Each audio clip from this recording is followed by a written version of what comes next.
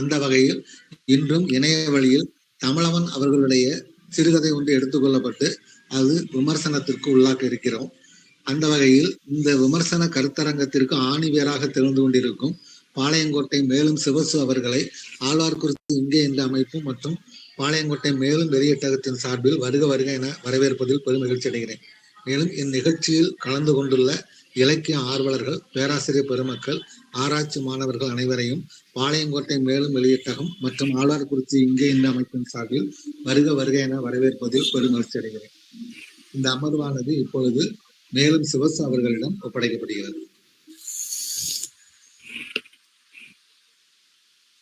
இந்த காணொளி நிகழ்விலே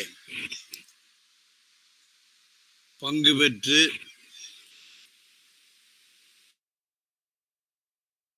தங்களுடைய மனப்பதிவுகளை பிறரோடு பகிர வந்திருக்கக்கூடிய ஈழத்து, மட்டக்களப்பு, அங்கிருந்து வெளியாகக்கூடிய இலக்கண சஞ்சிகையினுடைய ஆசிரியர் யுவராஜா அவர்களே, யுவராஜா அவர்கள் அவர்களுடைய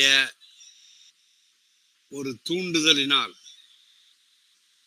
இந்த நிகழ்வுகளிலே பங்கேற்க வந்திருக்கக்கூடிய ஃபாத்திமா மற்றும் அவரை போன்ற இலக்கிய மாணவ செல்வங்களே, இந்த நிகழ்விலே என்னோடு உறுதுணையாக இருந்து ஆழ்வார்குறிச்சி இங்கே இன்று என்கின்ற ஒரு இலக்கிய அமைப்பை அதனோடு சேர்ந்து தானும் இயங்கி வரக்கூடிய திருநெல்வேலி மாவட்டம் பாபநாசம் திருவள்ளுவர் கல்லூரியினுடைய முன்னாள் முதல்வரும் இந்நாள் நிர்வாக அதிகாரியுமான முனைவர் சுந்தரம் அவர்களே, இந்த நிகழ்ச்சியிலே எனக்கு பல்வேறு வகையிலும் உறுதுணையாக இருக்கக்கூடிய என்னுடைய அருமை பேரன் பொறியாளர் பிரவீன் ஜெயா முருகன் அவர்களே, விஷ்ணுவர்மா அவர்களே, இன்னும் பல நண்பர்களும் நம்மோடு முகம் காட்டாது இணைந்திருக்கிறார்கள். அவர்களை எல்லாம் நான் வருக வருக என்று வரவேற்றுக் கொள்கின்றேன். இந்த இடத்திலே தகவல் பரிமாற வேண்டும் என்று அவர்கள் கேட்டுக்கொண்டதனாலே ஒரு சிலவற்றை உங்களோடு பகிர்ந்து கொள்ளலாம் என்று நான் நினைக்கின்றேன். ஒன்று, இன்றைய தொலைக்காட்சி ஊடகங்களிலே வெளிவரக்கூடிய விளம்பரங்களை நான் ஒரு 2-3 மாதங்களாக கவனித்துக் கொண்டு வந்தேன். இந்த ஊடக விளம்பரங்களை நான் வெறுமனே எழுத்து வடிவத்திலேயும், அதாவது ஒலி வடிவத்திலேயும் ஒளி வடிவத்திலேயும் காணக்கூடிய வகையிலே தொலைக்காட்சிகளில் நமக்கு காட்டப்படுகிறது என்று அது பற்றிய தரவுகளை தொகுத்து சொல்வது என்பது ஒரு புறமாக இருந்தாலும், இந்த ஊடகங்களிலே வெளியாகக்கூடிய விளம்பரங்களை நான் பார்க்கின்ற பொழுது ரோலாண்ட் பார்த் என்று சொல்லக்கூடிய அமைப்பியலில் தன் காலை பதித்து பின் அமைப்பியலில் தொடர்ந்து நடைபெற்று கொண்ட ரோலாண்ட் பார்த் அவர்கள் மித்தாலஜி என்று சொல்லக்கூடிய ஒரு கட்டுரையிலே சொல்லியிருக்கக்கூடிய விஷயங்களையும் ஊடகங்களிலே வெளியாகக்கூடிய விளம்பரங்களையும் இணைத்து பார்க்க வேண்டும் என்று நான் நினைத்தேன்.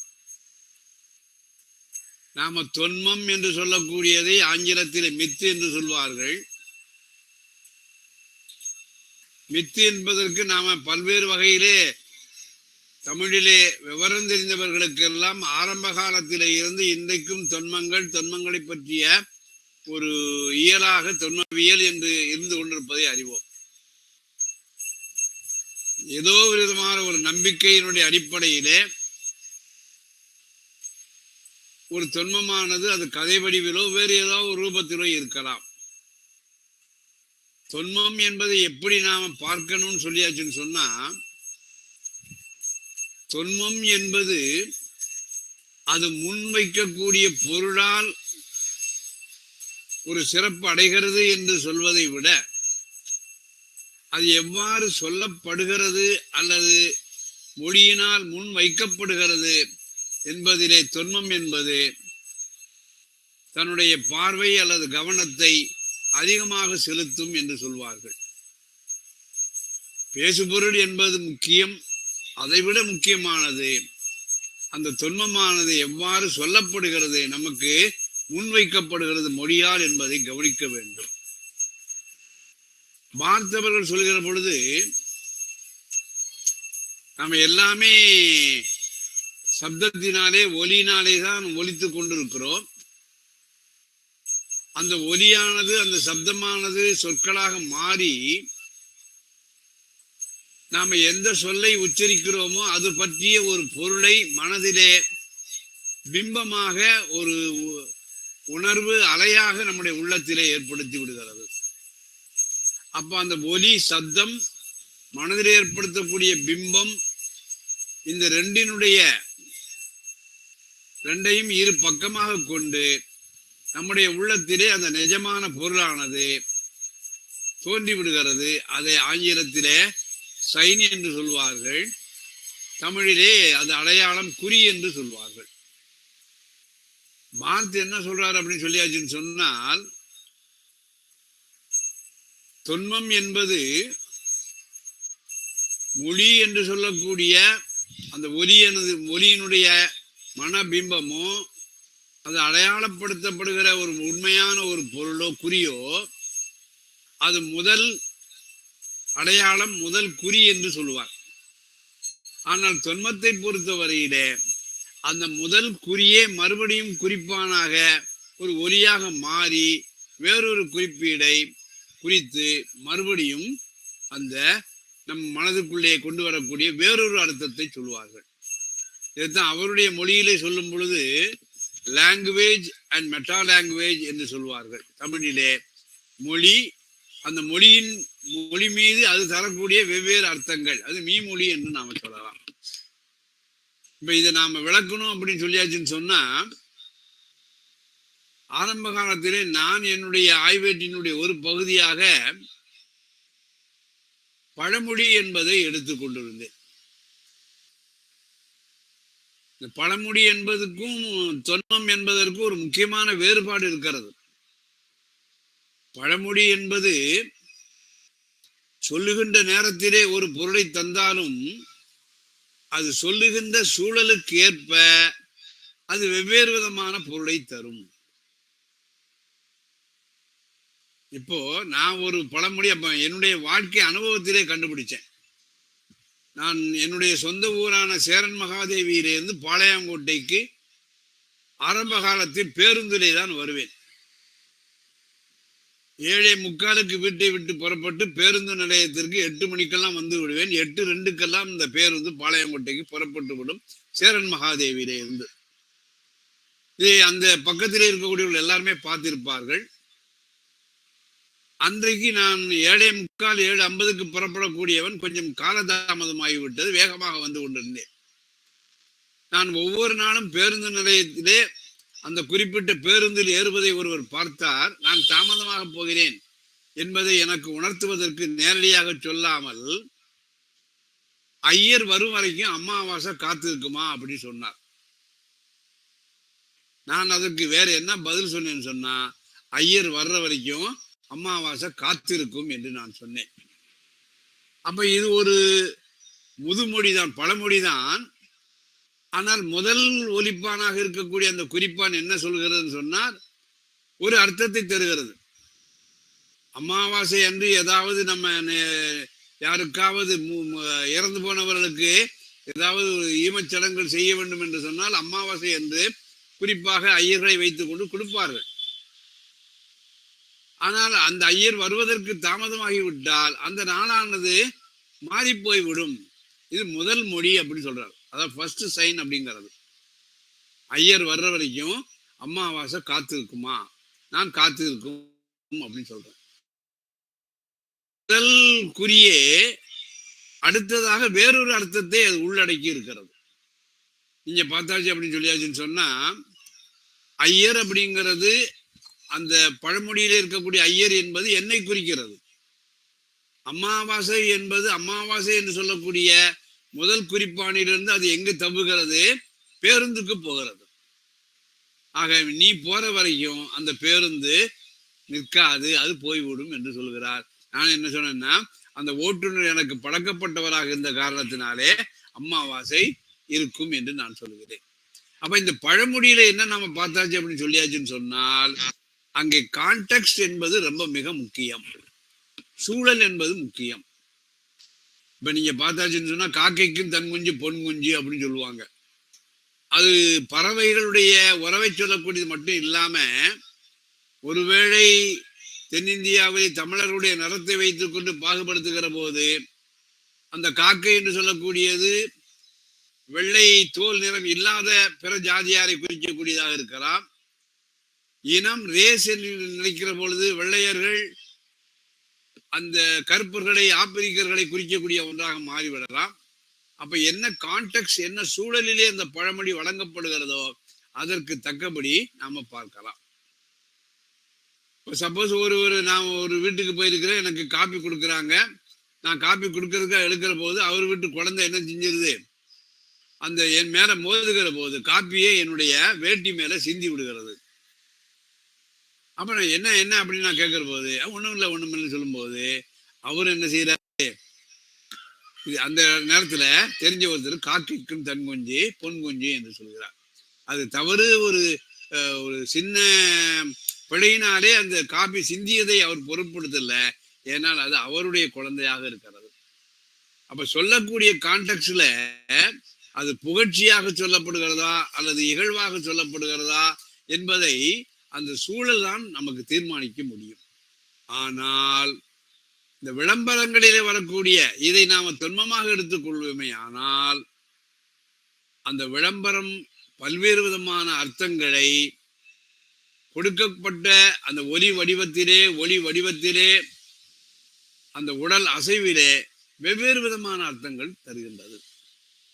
உதாரணத்துக்கு நீங்க பார்த்தாச்சுன்னு சொன்னால், இப்ப நமக்கு கழிவறையை கழுவக்கூடிய பல்வேறு விதமான திரவங்கள் வருகின்றன. அந்த திரவங்களை பற்றி நமக்கு சொல்லுகிற பொழுது எத்தனையோ திரவங்கள் இருக்கின்றன. ஆனால் இந்த குறிப்பிட்ட திரவத்தை விளம்பரப்படுத்தக்கூடியவர்கள் அந்த கழிவறையிலே நிறைய கிருமிகள் எல்லாம் இருக்கும், அது நமக்கு எதிரிகள். அந்த கழிவறையிலே சென்று குளிக்கவோ அல்லது வேறு ஏதாவது நோக்கத்திற்கு போகக்கூடியவர்களோ அந்த கழிவறை சுத்தமாக இல்லை என்று சொன்னால் அது உங்களுக்கு கிருமியின் மூலமாக பாதிப்பை ஏற்படுத்திவிடும். ஆகவே உங்களுடைய பகைவர்கள், எதிரிகள் இருக்கிறார்கள், அவர்களை அந்த எதிரிகளை அழிக்கக்கூடியது எங்களுடைய அந்த ஒரு திரவம்தான். அடுத்த இதுல என்ன போயிறாங்க அப்படின்னு சொல்லியாச்சுன்னு சொன்னா, நாம் கொஞ்சம் கூடுதலாகவே கவனிக்க வேண்டும். இதே மாதிரி கழிவறைகளை சுத்தம் பண்ணக்கூடிய நிறைய திரவங்கள் இருந்தாலும் கூட அவற்றையெல்லாம் மிஞ்சக்கூடிய ஒன்றாக இருக்கிறது. இரண்டாவது. மூணாவது, இதை பார்க்கக்கூடிய காணக்கூடிய பார்வையாளர்கள் மத்தியில் இருக்கு இல்லையா, அதுகள் பூராமே அவங்களுடைய மனசுல என்னன்னு சொன்னால் இதுவே உலகளாவிய ஒரு உண்மை என்கின்ற ஒரு தோற்றத்தையும் ஒரு மாயையும் ஏற்படுத்தி விடும். இது தொன்மத்திற்கு இருக்கக்கூடிய ஒரு இயல்பு. ரோலாண்ட் பார்த் அவர்கள் என்ன செய்கிறார்கள் சொன்னால், அதை கொண்டு போய் ஊடகத்திலே வரக்கூடிய விளம்பரங்களிலே பயன்படுத்துகிறார்கள். ஒரு வேளை ஆய்வு செய்யக்கூடிய முனைவர் பட்ட ஆய்வாளர்கள் ஏதாவது ஒரு தலைப்பு எடுக்க வேண்டும் என்று சொன்னால், ரோலாண்ட் பார்த் அவர்கள் தொன்மவியல் என்று சொல்லக்கூடிய அந்த கட்டுரையில சொல்லக்கூடிய கருத்துக்களையும் நம்முடைய தமிழ் இலக்கணிகள் அது சம்பந்தமாக அல்லது தமிழ் இலக்கியவாதிகள் ஏதாவது கருத்துக்களை சொல்லியிருக்கிறார்களா என்பதையும் இணைத்து பார்த்து இந்த விளம்பரங்கள் என்ன மாதிரியாக விளம்பரப்படுத்தப்படுகின்றன, கடைசியில் தான் விற்பனை செய்யக்கூடிய அந்த பொருள்தான் எல்லோருக்குமான உரிய ஒரு பொருள் என்கின்ற ஒரு மாயையான உண்மையை ஏற்படுத்தி விடுகிறது. இப்ப நம்ம ஒரு 10 வயசு பையனை கூட்டிட்டு போய் மார்க்கெட்ல போகிற போது நாம வேறு ஏதாவது கழிவறை சுத்தம் பண்ணக்கூடிய ஒரு திரவத்தை கொடு அப்படின்னு கேட்கிற போது அந்த சின்ன பையன் 10 வயசு பையன் கேட்பா, எப்ப அந்த திரவம் எனக்கு வேண்டியது இல்ல, நம்ம டிவியில பார்த்தோம் இல்லையா அந்த திரவத்தை தான் வாங்கு என்று அவனும் சொல்லுவான். அதுதான் உலகளாவிய உண்மை என்று இந்த விளம்பரங்கள் நம்முடைய மனதிலே ஒரு பிரம்மையை ஏற்படுத்தி விடும். இதற்கு அவர் எங்க கொண்டு போய் சொல்றாரு சொன்னால், தொன்மங்களை, அதனுடைய இயல்புகளை, அதனுடைய தன்மைகளை எல்லாம் விவரித்து விட்டு நம்ம ஊடகங்களிலேயும் நாம சொல்றோம். அவர் சொல்லக்கூடியது ஒரு ஆப்பிரிக்க இராணுவ வீரன் பிரெஞ்சு நாட்டு கொடியை வணங்குவான். நாம எல்லாரும் என்ன நினைப்போம்னு சொன்னால், ஆப்பிரிக்க இராணுவ வீரன் பிரெஞ்சு கொடிக்கு நான் வணக்கம் போடுறான் அப்படின்னு நாம நினைப்போம். ஆனால் அதனுடைய இன்னொரு அர்த்தம் என்ன சொல்றதுன்னு சொன்னால், இந்த பிரெஞ்சு நாட்டினுடைய காலனி ஆதிக்கத்திற்கு உட்பட்ட அந்த நாட்டினுடைய பிரஜையாக, அந்த நாட்டினுடைய குடிமகனாக நான் இருக்கிறேன் என்பது வேறொரு அர்த்தத்தை தரக்கூடியதாக இருக்கிறது. மூன்றாவது, அப்படி இருந்தாலும் கூட, உன்னுடைய ஆதிக்கத்திற்கு உட்பட்டவனாக இருந்தாலும் கூட உன்னுடைய கொடியை நான் வணங்க வேண்டும், வணங்காவிட்டால் என்ன நடக்கும் என்பது வேறு, வணங்க வேண்டும் என்கின்ற ஒரு பொய்யான உண்மையை அந்த ஆப்பிரிக்க இராணுவ வீரனுடைய மனதிலே ஏற்படுத்தி விடுகிறது என்று ஒரு உதாரணத்தின் மூலமா சொல்லுவார். இதே மாதிரி நாம என்ன செஞ்சிருக்கலாம், நம்முடைய முனைவர் பட்ட ஆய்வேடுகள் வருகிற பொழுது மேற்கத்திய கோட்பாடுகளை வைத்துக் கொண்டு நாம புதிதாக என்ன செய்யலாம், முனைவர் பட்டத்தினுடைய தலைப்புகளை தேர்ந்தெடுத்து கொண்டு சமகாலத்தில் இருக்கக்கூடிய சமுதாய போக்குகளை தீர்மானிக்கக்கூடிய இந்த பத்திரிகைகள், தொலைக்காட்சி ஊடகங்கள், அது நாடகமாக இருக்கலாம், விளம்பரங்களாக இருக்கலாம், அவை என்ன மாதிரியான விளைவுகளை ஏற்படுத்தி கொண்டிருக்கின்றன என்று நம்ம பார்க்க வேண்டும். இது இன்னைக்கு நாம் பொதுவாக சொல்ல வேண்டிய ஒரு விஷயம். அடுத்ததாக நாம் எதை பார்க்க போறோம்னு சொன்னால், பிளாட்ஃபாரம் என்று சொல்லக்கூடிய ஒரு கதையை, ஒரு கதை பிரதியை தமிழனுடைய ஒன்றை பார்க்கிறோம். நான் இதே மாதிரி நான் ஒரு 6 கதை அடங்கிய ஒரு தொகுப்பு பாதை என்று நான் ஒண்ணு சொல்லியிருந்தேன்.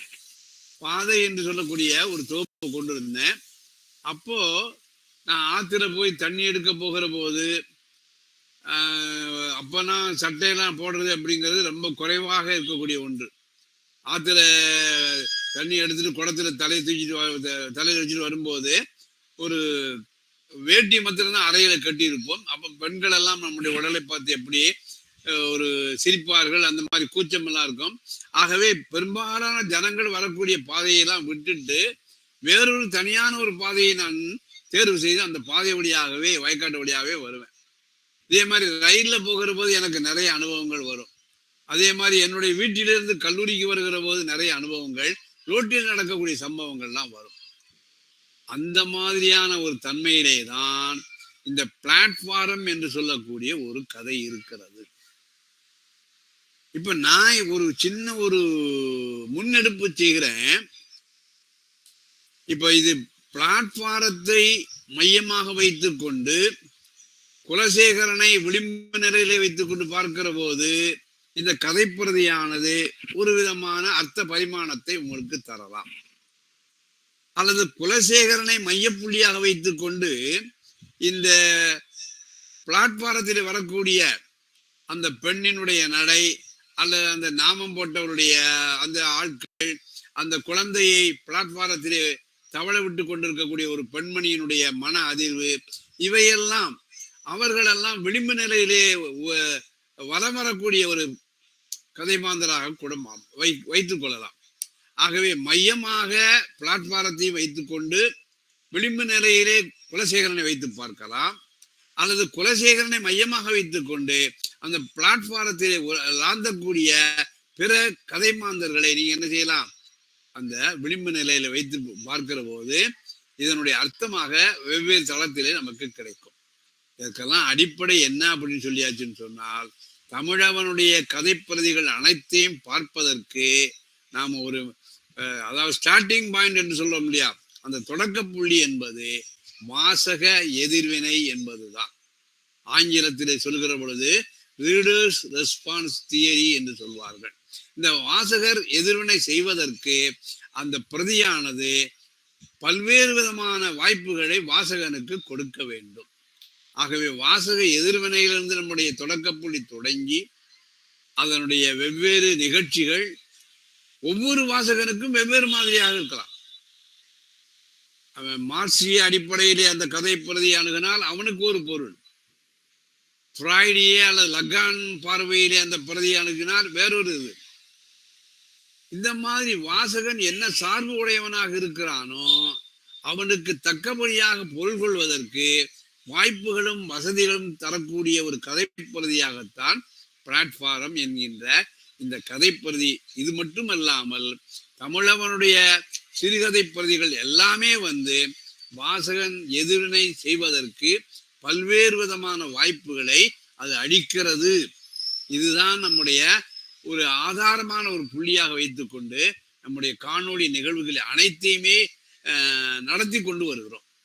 ஆகவே இதில் பங்கேற்கக்கூடிய வாசகர்கள் நம்முடைய கருத்து சரிதானா இல்லையா அப்படிங்கிறது இல்லாம உங்களுக்கு இந்த கதைப்பிரதியானது, கதையிலே வரக்கூடிய நிகழ்வானது உங்களுடைய வாழ்க்கை பயணத்தை எவ்வாறு மேலும் அதிகரிக்க செய்கிறது என்று உங்களுடைய சார்பு வாழ்க்கை கண்ணோட்டத்தோடு இந்த கதைப்பிரதியை அணுகுவதற்கு நிறைய வாய்ப்புகள் இருக்கின்றன.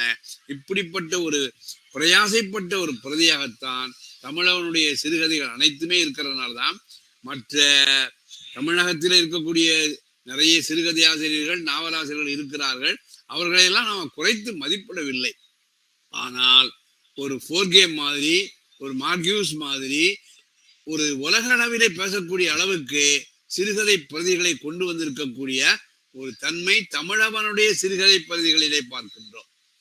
அதனால அந்த ஒரு அடிப்படை பார்வையை மையமாக வைத்துக் கொண்டுதான் நம்முடைய பார்வையாளர்களும் கலந்து கொண்டிருக்கின்றார்கள். ஆகவே இதற்கு மேலேயும் நான் நீட்டிக்க விரும்பாமல் இப்பொழுது நாம எல்லாருமே பகரக்கூடிய வாய்ப்புகள் இருக்கிறது. ஏற்கனவே நாம சொல்லி கொண்டிருந்தோம். யுவராஜா அவர்கள், பாத்திமா அவர்கள், இன்னும் பலரும் நமக்கு ஒரு இணையக்கூடிய வாய்ப்புகள் இருக்கிறார்கள். நான் போன தடவை கேட்ட மாதிரி, ஏனென்றால் ஒருவேளை நேரம் ஆனபடியினாலே நாம நிகழ்ச்சியை சற்று முடிக்கக்கூடிய தருணத்திலே அவர்களுக்கு பேசக்கூடிய ஒரு வாய்ப்பு இல்லாமல் போய்விடும் என்பதற்காக யுவராஜா அவர்கள், பாத்திமா அவர்கள் தங்களுடைய மனதிலே ஏதாவது இந்த கதை குறித்த அபிப்பிராயங்கள் இருக்குமே ஆனால் அதுல முதல்ல சொல்லலாம், அல்லது உங்களுடைய சந்தேகங்கள் எதுவாக இருந்தாலும் கூட நீங்கள் பகிர்ந்து கொள்ளலாம். வணக்கம். சொல்லுங்க யுவராஜா, சொல்லுங்க. அதுல என்னென்றால் அந்த கதையில அடிக்கடி அந்த வித்தியாசம் தெரியாத அதை காட்டி கொண்டார். ஏன்னா அதை அந்த இடத்துல அதை மீண்டும் மீண்டும் சொல்றார் என்பதற்கான ஒரு கருத்து இருந்தால் நல்லா இருக்கு. நல்லது. சரி சரி, ஒண்ணு ரைட்டு. பாத்திமா, நீங்க ஏதாவது கேள்விகள் கேட்கறீங்களா அல்லது உங்க அபிப்பிராயங்கள் ஏதாவது சொல்ல வர்றீங்களா? ஒரு கேள்வி, குலசேகரன் என்ன காரணத்திற்காக ரயில்வே ஸ்டேஷனுக்கு வந்தார் என்ற கேள்வி எனக்கு இருந்துச்சு. குலசேகரன் என்ன காரணத்திற்காக ரயில்வே ஸ்டேஷனுக்கு வந்தார்?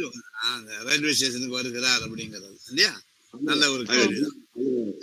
சீமான்ற ஒரு ஆளும் இணைந்திருக்கிறாங்க. அவங்க சொல்லுங்களேன், உங்களுடைய மனசுல இந்த கதையை படிச்ச உடனே ஏதாவது சந்தேகங்கள் இருக்குமானால் நீங்க சொல்லணும்னு நினைச்சால் சொல்லலாம். இருக்கீங்களா? அந்த கதையை படிக்கும்போது நிறைய மயக்கங்கள் இருந்துச்சு. சரி சரி, பரவாயில்ல. கொஞ்சம் தொடர்ந்து வாசிச்சுட்டே வந்தீங்கன்னா அதனோட நீங்க பழக்கப்பட்டுருவீங்க. அப்ப அது இந்த மாதிரி கதைகளை வாசிக்கக்கூடிய ஆர்வமானது உங்களுடைய உள்ளத்திலே ஏற்பட்டிருக்கும். யுவராஜா அவர்கள் கேள்வி கேட்டதும் பாத்திமா அவர்கள் தங்களுடைய சந்தேகத்தை சொன்னதுக்கும் நாம இடையிலே பகிர்ந்து கொள்வோம். அப்படி இல்லைன்னு சொன்னால் அதற்கான விடையை நான் கடைசியில ஒரு 5 மணித்துளிகளே சொல்லி முடித்து விடுவேன். இப்பொழுது அந்தோணிராஜ் அவர்கள் ஒரு 5 நிமிடங்கள் எடுத்துக்கொண்டு இந்த கதை பற்றிய தன்னுடைய கருத்தை சொல்லும்படியாக நான் கேட்டுக்கொள்கிறேன். வணக்கம் சார். அந்த பிளாட்ஃபார்ம்ங்கிற கதை படித்தேன். அப்போ நீங்களே சொன்ன மாதிரி இது ஒருவித மனக்குழப்பம் அல்லது ஒரு உளவியல் கோளாறு உள்ள ஒருத்தரா வெளிப்படையா ஒரு சும்மா மேலோட்டமா வாசிக்கும் போது அப்படி தெரியுது. ஆனா இன்னொரு பக்கம் நீங்க சொல்லும் போது நான் பார்க்கும்போது இப்போ சில நேரம் பாத்தீங்கன்னா நமக்கு யாரோட செயல்பாடுகள்லாம் இயல்பு இல்லாம தெரியுமோ அவன் தன்னை இயல்பானவனாவே நினைச்சுக்கிடுவான். அவனுக்கு மற்றவர்கள் செயல் தான் இயல்பு இல்லாத மாதிரி தெரியும். இப்ப நீங்க பிளாட்ஃபார்மே எடுத்துக்கிடுவோம், ரயில்ல நம்ம எல்லாருமே பயணம் பண்ணியிருப்போம். அதுல ஒரு சிலவரோட குணாதீதத்தை பார்க்கும்போது நம்ம வந்து இவன் சரியான லூசா இருப்பானோ, அல்லது நம்ம ஊர்ல பேக்கராட்டுமா அந்த மாதிரி நம்ம நினைப்போம். ஆனா அவனை நம்ம பார்த்தாலோ அல்லது அவன்கிட்ட பேசுறானோ அப்பதான் தெரியும் அவன் நம்மளதான் பேக்குன்னு நினைச்சுக்கிட்டு இருப்பான். அப்போ அந்த மாதிரி அந்த சில கேரக்டர்ஸ் வந்து நம்மளை சுத்தி இருக்குது. இந்த கதையை படிச்சு முடிக்கிற தருவாயில எல்லாத்துக்கும் டப்புன்னு ஒரு சின்ன அதிர்ச்சி கண்டிப்பா கிடைக்கும். ஆனா அதிர்ச்சி வைக்கணும்னு வேண்டி எழுதப்படலை. ஆனா படிச்சு முடிக்கும்போது நமக்கு ஒரு அதிர்ச்சி ஏற்படும். சில கதைகள் அந்த அழகா அந்த புத்தகத்தோட முன்னுரிலே நமக்கு தெரியும். சில கதைகள் படிச்சு முடிக்கும்போது மகிழ்ச்சியை தரும், சில கதைகள் துக்கத்தையோ அல்லது அதிர்ச்சியோ கொடுக்கும். அந்த மாதிரி இந்த கதையா எடுத்துக்கலாம். அப்புறம் நீங்க சொன்ன மாதிரி இதுல வந்து விளிம்புகளும் பேசப்பட்டிருக்கு அப்படிங்கிறது. நீங்க பாத்தீங்கன்னா அரசினர் கல்லூரியில பயிலக்கூடியது கூட ஒரு விளிம்பு நிலையா பார்க்கப்படுது. அதுலயும் தமிழ் டிபார்ட்மெண்ட்ல படிக்கக்கூடியவங்க வந்து கண்டிப்பா கல்லூரியில விளிம்பு நிலை தான். தமிழ் பேராசிரியர்களையே விளிம்பு நிலையா பார்க்கக்கூடிய நிர்வாகங்கள் இருக்குது. அப்போ வந்து அதே மாதிரி இவனுடைய வயதும் பாத்தீங்கன்னா கல்விக்கு கூடுதலா இருக்கு. 18 வயசுல படிக்க வேண்டிய படிப்பை 23 வயசுல படிக்கிறான். அப்புறம் நீங்க சொன்ன மாதிரி அந்த நகர வேறுபாடு அப்படிங்கிறது அது வந்து கிட்டத்தட்ட அவரு சொல்றாரு, இன்னைக்கு இருக்கிறதுல நம்ம யோசிச்சு பார்த்தா அது கதையோட ஒரு குறியீடா சொல்லியிருந்தாலும் கூட அது ஆனா உண்மையும் இருக்கு. இல்ல இன்னைக்கு அப்படி அவர் சொல்றாரு, வகுப்புல 16 பேத்துல 14 பேத்துக்கு ரகரக வேறுபாடு தெரியாது, அதுல கருப்பு சட்டக்காரனுக்கும் தெரியாது அப்படிங்காரு. அப்போ கருப்பு சட்டக்காரனுக்கு வந்து எல்லாம் தெரியும்னு சொல்ல முடியாது, அவனுக்கும் தெரியாது அப்படிங்கிறாரு. அதே மாதிரி சில குறியீடுகளா வந்து இப்ப உதாரணத்துக்கு ஆங்கில பேராசிரியர் மாதிரி இருக்கிறாரு. இவரை பார்த்தா டை கட்டி கோட் போட்டு வந்த ஒருத்த வந்து எங்க கல்லூரி ஆங்கில பேராசிரியர் கோபாலகிருஷ்ண மாதிரி இருக்காரு. இவரும் பாத்தீங்கன்னா மேல வந்து நீட்டா ஒரு நெற்றியில ஒரு கோடு போட்டிருக்காரு. அதே மாதிரி இன்னொரு இடத்துல 2 பேரு டீயை ஊதி குடிக்கிறாங்க, காஃபியோ டீயோ, அதுல ஒருத்தர் நெற்றியில கோடு போட்டு இருக்காரு. இதெல்லாம் வந்து அவரு சொல்ல வர்றதுல ஏதோ ஒரு கண்டிப்பா ஒரு குறியீடு இருக்கு அப்படின்னு நம்ம எடுத்துக்கலாம். அதே மாதிரி இவங்களுக்கு வந்து தாழ்வு மனப்பான்மை அதிகமா இருக்கக்கூடிய ஆட்களா இருக்காங்க. அது வந்து இயல்பா தமிழர்களுக்கே ஏற்கனவே இருக்குது. இதுக்கு முன்னாடியே நம்ம சில கதைகள்லயே நம்ம பார்த்திருக்கோம். நம்ம அந்த ஒருத்தர் கர்நாடகத்துக்கு போய் கன்னடம் தெரியாம கஷ்டப்படுவார் ஒரு கதையில, நம்ம தமிழ் ஐயா சிறுகதையில கன்னடத்தை கத்துக்கிடாம கிருஷ்ணகவுடா அந்த கதையில பாத்தீங்கன்னா அவருக்கு ஒரு மன இது ஏற்படும். என்னன்னா இத்தனை மாசமாச்சு வருஷமாச்சு இன்னும் கன்னடத்தை கத்துக்கிட முடியல, போன்ல தொலைபேசியில ஒருத்தன் சொல்லிட்டு நம்மள கெட்ட வார்த்தை போட்டு ஏசுறான் அப்படின்ட்டு. ஆனா இந்த கதையில வரவனுக்கு என்ன பிரச்சனைனா தமிழ்ல ரகர வேறுபாடும் தெரியாது, ஆங்கிலமும் தெரியாது. அப்போ நம்மளுடைய தாய்மொழியிலையும் பிரச்சனை இருக்கு, கல்வியிலையும் பிரச்சனை இருக்கு, பிற மொழியிலையும் பிரச்சனை இருக்கு அப்படிங்கிறதுதான். நகரம் வந்து கிராமத்தான எப்படி பாக்குதுங்கிறதுக்கு காட்சி இருக்கு. அதாவது அந்த அழகா ஒருத்தரை கைதட்டி அழைக்கிறாங்க, அது அவனை பார்த்தா கிராமத்தான், இவன் கூட வேஷ்டி கட்டிட்டு தான் அந்த கதையில இருக்காப்ல. அதே மாதிரி இவர் மனக்குழப்பம் உள்ளவங்கிறதுக்கு 2-3 எடுத்துக்காட்டு அழகா இருக்கு. என்னன்னா ட்ரெயின் வந்து வருது, ஆனா இவர் வந்து பிளாட்பாரத்துல ட்ரெயின் வர்ற மாதிரி அது போகட்டும் அப்படின்ட்டு நிக்கிறாரு. இன்னொரு இடத்துல பாத்தீங்கன்னா ஒரு சாமந்தி பூவை எடுத்து நல்ல சிகரெட்டை மிதிச்சு நசுக்கிற மாதிரி நசுக்கிட்டு திரும்பவும் அதையே நம்ம இவர் பாக்குறாரு. அதுக்கப்புறம் பாத்தீங்கன்னா ஒரு கோட் போட்ட ஆசாமி வரும்போது திரும்ப அவனை பக்கத்துல போய் பார்க்காரு, தள்ளி போய் பார்க்காரு, நின்று முறைச்சு பார்க்காரு. அவனும் திரும்ப இந்த மாதிரி மனக்குழப்பங்கள் மிகுந்ததுக்குள்ள அந்த கதை ஃபுல்லா வருது, இறுதி காட்சி வரைக்கும் வருது. ஏன்னா கடைசி அந்த பெண்ணை தள்ளிவிட போறாருங்கிறது யாருக்கும் தெரியாதுன்னு சொல்ற அந்த காட்சிக்கு முன்னாடி கூட தான் உட்கார்ந்து இருக்க பெஞ்சில 2 திருப்பு கையை வச்சு டம்முன்னு அடிப்பாரு. அப்போ இந்த மனக்குழப்பம் என்பது வெறும் காதலால் மட்டும் வந்திருக்கிறா. அந்த பெண்ணை பத்தி நினைக்காரு, அந்த பெண்ணுக்கு ஒரு கடிதம் எழுதி வச்சிருக்காரு, சரிங்களா? இவருக்கு ரகர வேறுபாடே தெரியாதவர் காதல் கடிதம் எடுத்து வச்சிருக்காரு. அப்போ அந்த பெண் தான் பிரச்சனையா அல்லது மொழிதான் பிரச்சனையா, அந்த மனக்குழப்பம் சார்ந்தவருடைய உளவியல் பிரச்சனையா, அல்லது நகரம் அல்லது சாரி அந்த நகரம் வந்து நகரமும் அந்த கல்லூரியும் இந்த சூழலும் இவரை வந்து ஒரு விளிம்புல வச்சிருக்குதா, அதனால ஏற்பட்ட ஒரு விளைவா, இந்த மையங்கள் ஒட்டுமொத்தமா சேர்ந்து இவரை புறக்கணிச்சதுனால ஏற்பட்ட ஒரு விளைவா அப்படிங்கிறத பார்க்கணும். ஏன்னா 8ஆம் கிளாஸ்ல இருந்தே குட்டு வாங்கிட்டு வராரு, அதையும் சொல்றாரு, நான் குட்டு வாங்கியிருக்கானா எல்லாரும் கிளாஸ் இருக்க அவ்வளவுமே குட்டு வாங்கியிருக்காங்கன்னு தெரியல அப்படின்னு. அப்போ இது வந்து ஒரு ஓரங்கட்டப்பட்டவன் மற்றவங்களை எப்படிலாம் பாக்குறான் அப்படிங்கிறத மாதிரி பார்க்கலாம். அப்போ எனக்கு இந்த கதையை படிக்கும்போது என்னுடைய அபிப்பிராயம் எதுன்னா, ஏதோ மன உளவியல்ல பாதிக்கப்பட்ட ஒருத்தனுடைய பிரச்சனையை பேசுற மாதிரியே இருக்கு. அதே சமயம் ஒரு மொழி சார்ந்த அல்லது அரசியல் சார்ந்த ஒரு மையத்துக்கும் விளிம்புக்குமான ஒரு போராட்ட கதை மாதிரியும் தெரியுங்க. நன்றிங்க. அந்தோணிராஜ் ரொம்ப தெளிவாகவே நமக்கு சொன்னாங்க. குலசேகரன் அப்படிங்கிறவர் வந்து நாம ஒரு தனி மனிதனுடைய உளப்போக்கை வெளிப்படுத்தக்கூடிய ஒன்றாக இந்த கதை புரதி நமக்கு அறிமுகப்படுத்துகிறது. ஆனால் பிளாட்பாரத்தில் இருக்கக்கூடிய பிற கதை மாந்தர்களுடைய செயல்கள், நடவடிக்கைகள் கூட்டு நனவிலி மனதை வெளிப்படுத்தக்கூடிய, தமிழ் சமுதாயத்தினுடைய ஒரு பொதுவான மனோபாவத்தை வெளிப்படுத்தக்கூடிய ஒன்றாக இருக்கிறது.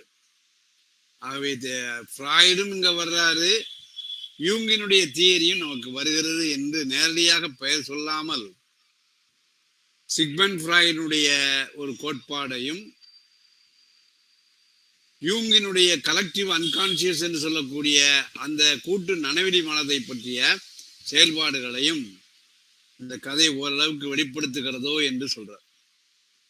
நான் இந்த இடத்துலதான் வந்து இந்த கதைப்பிரதியானது எல்லாவற்றையுமே விமர்சனப்படுத்தக்கூடிய, ஆனால் நேரடியாக விமர்சனப்படுத்தக்கூடிய ஒன்றாக இல்லாமல் அந்தந்த துறை சார்ந்தவர்களுக்கு வெளிப்படுத்தக்கூடிய ஒன்றாக இருக்கிறது. ராரா வேறுபாடு பற்றி யுவராஜா அவர்கள் கேட்டார்கள். நான் 1968களிலே அண்ணாமலை பல்கலைக்கழகத்திலே போய் சேருகிற பொழுது, நானோ அல்லது தமிழன் அவர்களோ தமிழ் MA எடுக்கிற பொழுது தமிழ் ஆர்வம் என்கின்ற அடிப்படையிலே, அதை கற்க வேண்டும் என்கின்ற அடிப்படையிலே வேறு விஞ்ஞான பிரிவு பாடங்களை, நான் மேத்ஸ் மேஜர், அவர் வந்து சுவாலஜி மேஜர், அப்படி ஆர்வத்தின் காரணமாக போகலாம். இப்ப நீங்க பார்த்தாச்சுன்னு சொன்னால் பெரும்பாலும் கல்லூரியிலே முதலாண்டு பட்டப்படிப்பை சேரக்கூடியவர்கள் அல்லது பட்டப்படிப்பை முடித்தவர்கள் BA தமிழுக்கோ MA தமிழுக்கோ வருகிற பொழுது அவர்கள் படித்த பாடப்பிரிவுகளிலே இடம் கிடைக்காத ஒரு சூழலில், ஒருவேளை எக்கனாமிக்ஸ் கூட அவனுக்கு கிடைக்கலன்னு சொன்னா, கடைசியாக எதை அவங்களுடைய ஒரு அடைக்கலமாகக்கூடிய ஒரு பாடப்பிரிவாக தமிழைத்தான் சொல்கிறார்கள்.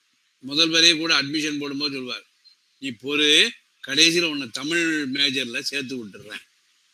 அது இளங்கலை தமிழாக இருக்கலாம் அல்லது முதுநிலை தமிழாக இருக்கலாம். இதுதான் இன்னைக்கு இருக்கக்கூடிய கல்லூரி தமிழ் படிக்கக்கூடியவருடைய செயல்பாடு. இப்படி ஒன்னையுமே அதுதான் இந்த ராரா வேறுபாடு தெரியாதவர்கள் பெரும்பாலும் இன்னைக்கு பார்த்தாச்சுன்னு சொன்னால் தமிழ்லேயே அந்த ராரா வேறுபாடு, ராராவை உச்சரிக்கக்கூடியது, இதை வைத்துக்கொண்டு தமிழ்நாட்டுல மக்களை பேதப்படுத்துவார்கள். இப்ப எங்க இதுல பார்த்தாச்சுன்னு சொன்னா திருநெல்வேலி மாவட்டத்தை சார்ந்திருக்கக்கூடியவர்களுக்கு இந்த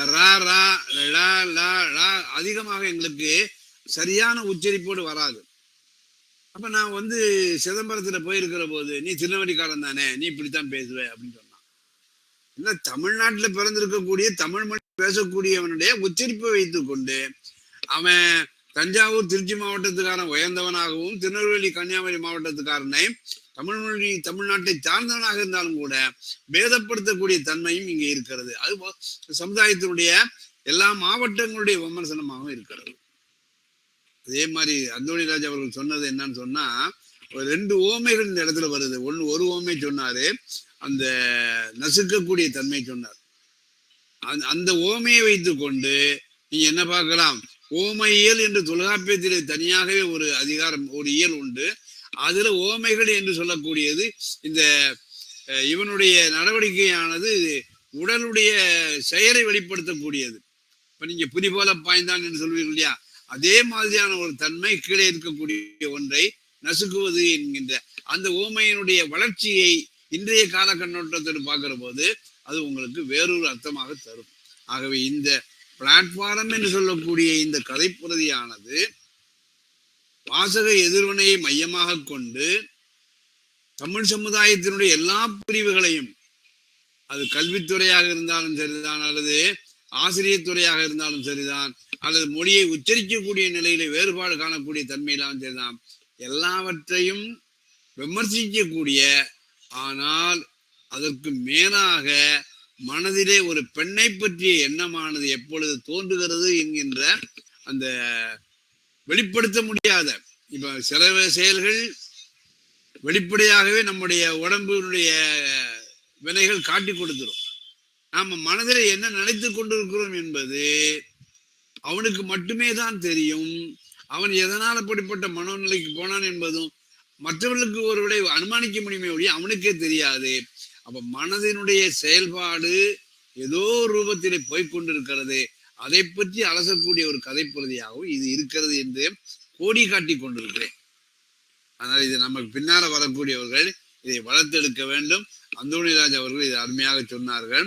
இப்பொழுது ராமச்சந்திரன் அவர்கள் தன்னுடைய மனப்பதிவினை இந்த கதையை பொறுத்து நம்மோடு பகிர்ந்து கொள்வார்கள். வணக்கம் ஐயா. இப்ப இந்த கதை ஒரு யதார்த்தமான ஒரு நடைபெற சொல்லக்கூடிய ஒரு கதையாக இருக்குது.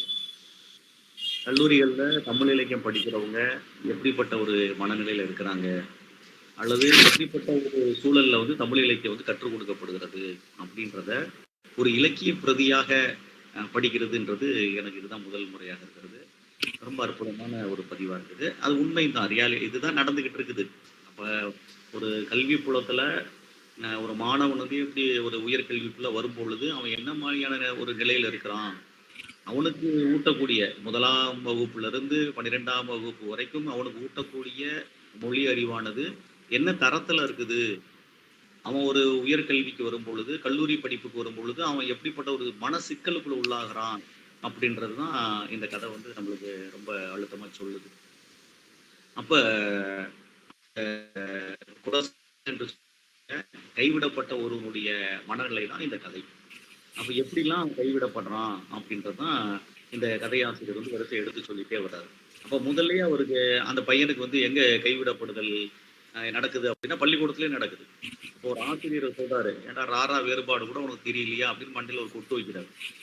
அப்ப என்ன அப்படின்னா, ஒரு மாணவனுக்கு கற்றுக் கொடுத்தல், பயிற்சி அளித்தல், அதை நடைமுறைப்படுத்துதல் அப்படின்ற அந்த செயல்பாடை தவிர்த்து குறை கூறுதல், தண்டித்தல், மன உளைச்சலுக்கு உள்ளாக்குதல் அல்லது தாழ்வு மனப்பான்மைக்கு உட்படுத்துதல், இந்த செயல்பாடுகள் நடைபெற ஆரம்பிச்சிருது. அப்ப எல்லா மாணவர்களும் ஒரே சமச்சீர் வளர்ச்சியில வர்றது கிடையாது. ஒவ்வொரு மாணவனுக்கும் ஒவ்வொரு வகையான ஐக்கியூ லெவல் இருக்கக்கூடிய நிலையில இப்ப குலசேகரன் அதை யோசிக்கிறான். அப்ப பள்ளிக்கூடத்துல தன்னுடைய ஆசிரியர் ராராக்காக மண்டையில கூட்டினது அவனுக்கு தெரியுது. ஆனா அதை சொல்ல வரக்கூடிய எழுத்தாளர் என்ன செய்கிறாரு அப்படின்னா, அந்த மண்ணில கொட்டுன ஒரு ஆசிரியர் இருக்கார் இல்லையா, தமிழையா, அவரு ஒரு ஒரு இலக்கிய கதை எழுத்தாளர், நாவலாசிரியர். அவருடைய நாவல்கள் RSS காரவங்களால எரிக்கப்பட்டதுனால அவர் புகழ் பெறாரு. அது அமேசான்ல டாப் செல்லிங்ஸ்ல அந்த புத்தகங்கள் வந்தனால அதெல்லாம் உலக இலக்கியங்களை மொழியாக்கம் செய்யப்பட்டு ஒரு சின்ன ஒரு கிராமத்துல ஒரு பள்ளிக்கூடத்துல ஆசிரியரா இருக்கக்கூடிய ஒரு எழுத்தாளர் உலகத்தினுடைய மிகப்பெரிய ஒரு எழுத்தாளராக மாற்றம் அடைஞ்சிட்டாரு. ஆனா அவர் எழுதின அந்த எழுத்துக்குள்ள, அந்த நாவலுக்குள்ள அப்படி ஒன்றும் பெரிய பிரமாதமான விஷயம் எதுவுமே இல்லை அப்படின்ற ஒரு செய்தியும் உள்ள கொண்டு வர்றாங்க. அப்ப சமூகம் எந்த சூழல்ல எந்த அடிப்படையில அங்கீகாரத்தை முன்மொழிகிறது அப்படின்றதையும் நாம ரியலைஸ் பண்ணலாம். இதை பத்தி நிறைய இலக்கிய விவாதங்கள் நடந்துகிட்டு இருக்குது. அது தொடர்ச்சியா பேசக்கூடிய ஒன்றாக தான் நம்ம பார்க்கிறோம். யாரையும் சுட்டி காட்டுறதாக இல்லை, இருந்தாலும் அதை நம்ம ஆலோசனை செய்ய வேண்டிய ஒரு சூழல்ல தான் இருக்கிறோம். ஒரு விருது கொடுக்கக்கூடிய ஒரு படைப்பானது அந்த தகுதியை அந்த படைப்பு பெறுகிறதா அப்படின்றதுதான் கேள்வி. அது புக்கர் பரிசா இருந்தாலும் சரி, நோபல் பிரைஸா இருந்தாலும் சரி, இந்திய அளவுல கொடுக்கக்கூடிய பரிசாக இருந்தாலும் சரி, அந்த புத்தகத்துக்கான தகுதி, அந்த கண்டென்ட், அந்த உள்ளடக்கம் அதுக்கானதா இருக்குதா, இல்ல அவருக்கு கொடுக்கணும், வயதானவருக்காக கொடுக்கணும், அல்லது இவருடைய தெரிஞ்சவருக்காக கொடுக்கணும்ன்ற பல வகைகள்ல இருக்கக்கூடியதா அப்படின்னு ஒரு பெரிய விவாதத்தை உட்படுத்தக்கூடியதாக இந்த செயல்பாடு இருக்கிறது. அடுத்தது பாத்தீங்கன்னா, இந்த ஆங்கிலம் என்று சொல்லக்கூடிய ஒரு மிகப்பெரிய ஒரு பூதத்தை என்ன செய்யறாங்க அப்படின்னா கிளப்பி விட்டுறாங்க. அப்ப இயல்பாகவே பள்ளிக்கூடங்கள்ல ஆங்கில தாள் ஒண்ணு கண்டிப்பா இருக்குது. மாணவனுக்கு ஆங்கிலத்தை கற்றுக் கொடுக்கணும்னு ஒரு தாள் இருக்குது. ஆனா எனக்கு தெரிஞ்சு யாருமே மாணவனுக்கு கற்றுக் கொடுக்கறது இல்லை. நாங்க கூட மொழிப்பாடம் வகுப்புக்கெல்லாம் பேராசிரியர் போயிட்டு வர்றாங்க, யாருமே மொழியை கற்றுக் கொடுக்கறது இல்லை. எழுதுவதற்கோ பிழை இல்லாமல் சிந்திப்பதற்கும் கற்றுக் கொடுக்கறது இல்லை. ஒரு பாட்டு இருக்கும், அதை விளக்கம் சொல்லுவாங்க, அதை கேள்வி பதில் சொல்லுவாங்க, அதை அவன் தேர்வு எழுதிட்டு பாஸ் ஆகிட்டு போயிடணும், அவ்வளவுதானே தவிர்த்து ஒரு மொழிப்பாடம் என்று சொல்லக்கூடிய அந்த மொழியை கற்றுக் கொடுத்தலுக்கான செயல்பாடு நடக்கிற மாதிரி எனக்கு தெரியவே இல்லை, நடக்கவும் இல்லைதான். அது இப்ப கல்லூரியில மட்டும் இல்ல, தொடர்ந்து 1ஆம் வகுப்புல இருந்தே அந்த மொழிப்பாடம் என்பது மொழி சார்ந்த ஒரு உட்கூறுகளை, ஒரு மொழியை அவன் அர்த்தத்தோடு புரிந்து கொள்ளக்கூடிய அந்த நுண் செயல்பாடுகளை அந்த குழந்தைக்கு வந்து கற்றுக் கொடுக்குறாங்களா அப்படின்னு கேட்டா எனக்கு தெரிஞ்சு இல்லை. அந்த பையனுக்கு வந்து ஒரு ஆங்கிலத்தினுடைய வாக்கிய அமைப்பு கூட எப்படி அமையுது அப்படின்றது ஆங்கிலத்துல மட்டும் கிடையாது, தமிழ்ல கூட ஒரு வாக்கிய அமைப்பு எப்படி அமையுதுன்னு அந்த பையனுக்கு தெரியாது. அவனுக்கு தாய்மொழியாக இருக்கிற காரணத்தினா இவர் எழுதிடுறானே தவிர்த்து அவனை ஒரு கல்வி கற்றவனாக ஒரு வாக்கிய அமைப்பை அவனால ஒழுங்குபடுத்த முடியுதா, அவன் அதை வந்து கான்சியஸ் கவனத்தோடு உணர்ந்துதான் அதை எழுதுகிறானான்னு கேட்டா கண்டிப்பாக இல்லை. அப்ப தொடக்கப்பள்ளி, நடுநிலைப்பள்ளி, உயர்நிலைப் பள்ளியில மொழியை கற்றுக் கொடுத்தல் என்பது மிகப்பெரிய ஒரு கேள்விக்குறியாக இருந்து கொண்டே இருக்கிறது என்பதையும் நாம யோசிக்க வேண்டியிருக்குது. அதுலயும் இந்த ஆங்கிலம் இருக்குது இல்லையா, அது ரொம்ப சிரமம். ஏன்னு கேட்டீங்களா, பெரும்பாலும் ஆங்கில ஆசிரியர்கள் எல்லாருமே பிராமின்ஸா இருக்கிறாங்க. அதுக்குதான் நெத்தியில நாமம் போட்டது அப்படின்னு ஒரு வார்த்தையை வந்து ஐயா சொல்றாரு. அப்ப அந்த பிராமின்ஸ் வந்து பாத்தீங்கன்னா எப்பயுமே என்னன்னா சுப்பீரியாரிட்டியை தான் ஹேண்டில் பண்ணுவாங்க. அவங்க வந்து அவங்க பசங்களா இருந்தாலும் கூட சுப்பீரியாரிட்டி தான் ஹேண்டில் பண்ணுவாங்க. இது கூட உனக்கு தெரியாதா, இந்த இடத்துல ஏ வரணுமே, ஈ போட்டிருக்கியே அப்படின்னு அதை வந்து அதை ஒழுங்குபடுத்துறது என்பது வந்து ஒரு ஒரு ஒரு தாழ்வு மனப்பான்மை ஏற்படுத்தக்கூடிய ஒரு பண்பை தான் அவங்க செஞ்சுக்கிட்டே இருக்கிறாங்க. அதுல வந்து அவனுக்கு ஒரு பெரிய கோபம் இருக்குது. அப்ப அங்கே என்ன செய்யறான்னா, அவன் கைவிடப்படுறவனா ஆயிரான். சொல்லிக் கொடுக்கணும் இல்லையா, ஒரு குழந்தைக்கு சொல்லிக் கொடுக்கணும். யார் சொல்லிக் கொடுக்கறது? அப்பா அம்மா சொல்லிக் கொடுக்க முடியாது, கிராமம் அவங்களுக்கு எழுத படிக்க தெரியாது. அப்ப சொல்லிக் கொடுக்க வேண்டிய ஆசிரியர்கள் இப்ப சொல்லிக் கொடுக்காம இருக்கிறாங்க. அப்ப அவன் எங்க போய் கத்துக்க முடியும்? இதுதான் அதுல இருக்கக்கூடிய முக்கியமான ஒரு செயல்பாடு. அப்ப அவனால யாருக்கிட்டையும் போய் தனிப்பட்ட முறையில் அவனா புத்தகத்தை எடுத்துலாம், இது நவுனு, இது வெறுப்பு, இந்த வாக்கியம் இப்படிதான் அமைஞ்சிருக்குது, இந்த வார்த்தைக்கு இதுதான் பொருள், நீ டிக்ஷனரியை பார்க்கணும் இல்லையா. அப்ப டிக்ஷனரியில் என்னென்ன வகை இருக்குது, அந்த டிக்ஷனரி வாங்க கூட அவனால முடியாது. ஒரு லாங்மேன் டிக்ஷனரி, ஆக்ஸ்போர்ட் டிக்ஷனரியா வாங்கினா ஒரு 500-600 ரூபாய் செலவு பண்ணணும். அதுக்கப்புறம் அது நவுனா வேர்பா, அது என்ன யூசேஜ்ல இருக்குது அப்படின்றதெல்லாம் அவங்களுக்கு வந்து தெரிஞ்சுக்கணும். ஐயா சொன்ன மாதிரி நான் வந்து ஆங்கில இலக்கியம் படிக்கும் போது வருஷமே எனக்கு பெரிய டிக்ஷனரி தான் கொடுத்தாங்க பாடத்துல. நாங்க எல்லாரும் படிச்சுக்கிட்டே கிடப்போம். இந்த டிக்ஷனரி அது உச்சரிப்புக்கு வேற ஸ்லாங்ஸ் கொடுத்துருப்பாங்க, இது எப்படி உச்சரிக்கணும் வேற இருக்கும். அப்ப இதெல்லாம் வந்து தலகால் புரியாத ஒரு சூழல்ல தான் நம்ம இருக்கிறோம். அப்படிப்பட்ட ஒரு நிலையில தான் அந்த குலசேகரன் இருக்கிறாப்புல. அப்ப ஆங்கிலம்ன்ற ஒரு சிக்கல்லையும் அவன் கைவிடப்பட்ட நிலையில இருக்கிறான். அடுத்து வந்து அவன் வந்து ஒரு பொண்ணை வந்து விரும்புறான். அது ஏதோ ஒரு ஈர்ப்புல, அவன் நடையினுடைய ஈர்ப்புலையோ அல்லது அவருடைய ஜாக்கெட்டினுடைய ஈர்ப்புலையும் அவன் விரும்புறான். அப்ப அவனுக்கு என்ன இருக்குன்னா, அங்க ஒரு ஆறுதல் அவனுக்கு தேவைப்படுது. ஒரு 5 நிமிஷம் பேசுறதுக்கு, இல்ல ஒரு 10 நிமிஷம் வந்து தன்னுடைய உணர்வுகளை பகிர்ந்து கொள்வதற்கு ஒரு ஆறுதல் தேவைப்படுகிறது. அப்ப அந்த ஆறுதலும் வந்து அவனுக்கு ஏற்புடையதாகவோ அல்லது வந்து அது அவனுக்கானதாக இல்லாத போது கிட்டத்தட்ட அங்கேயும் அவன் கைவிடப்படக்கூடியவனாக மாறிடுறான். அப்ப வீட்டிலையும் கைவிடப்படக்கூடியவனா மாறிட்டான், பள்ளிக்கூடங்களையும் கைவிடப்பட்டு இன்னைக்கு அவனுக்கு மொழி தெரியாததா போயிடுச்சு. கல்லூரிக்கு வந்து கற்றுக்கொண்டு ஒரு வாழ்க்கையில வந்து முன்னேறலான்னு பார்த்தா அங்கேயும் வந்து நம்மளுக்கு எதுவுமே தெரிய மாட்டேங்குது. ஆங்கிலத்தாலையும் படிக்க முடியல. ஆங்கில ஆசிரியர் நினைச்சாலே அவனுக்கு கோபம் வருது கடுமையாக. வாழ்க்கையில காதலிச்சாவது ஏதாவது பண்ணலான்னு பார்த்தா அதுவும் கை கூடல. கடைசி அவன் என்ன செய்ய போறான் அப்படின்றதான் இந்த ரயில்வே ஸ்டேஷன், அந்த பிளாட்ஃபார்ம். அப்போ இந்த இடத்துல வந்து கடைசியா அதோடைய முடிவை வந்து ஆசிரியர் சொல்லிட்டே போயிடுறாரு. இன்னும் கொஞ்ச நேரத்துல என்ன நடக்க போகுது, ஒரு கொலை நடக்க போகுது அப்படின்றதையும் அவர் சொல்லிட்டு போயிடுறாரு. ஆக இந்த குலசேகரனை நம்ம யோசிக்கும் பொழுது இவர் ஒரு குலசேகரன் கிடையாது. எங்க கல்லூரியில பிஏ தமிழ் படிக்கக்கூடிய 30 பேருமே குலசேகரர்கள் தான்.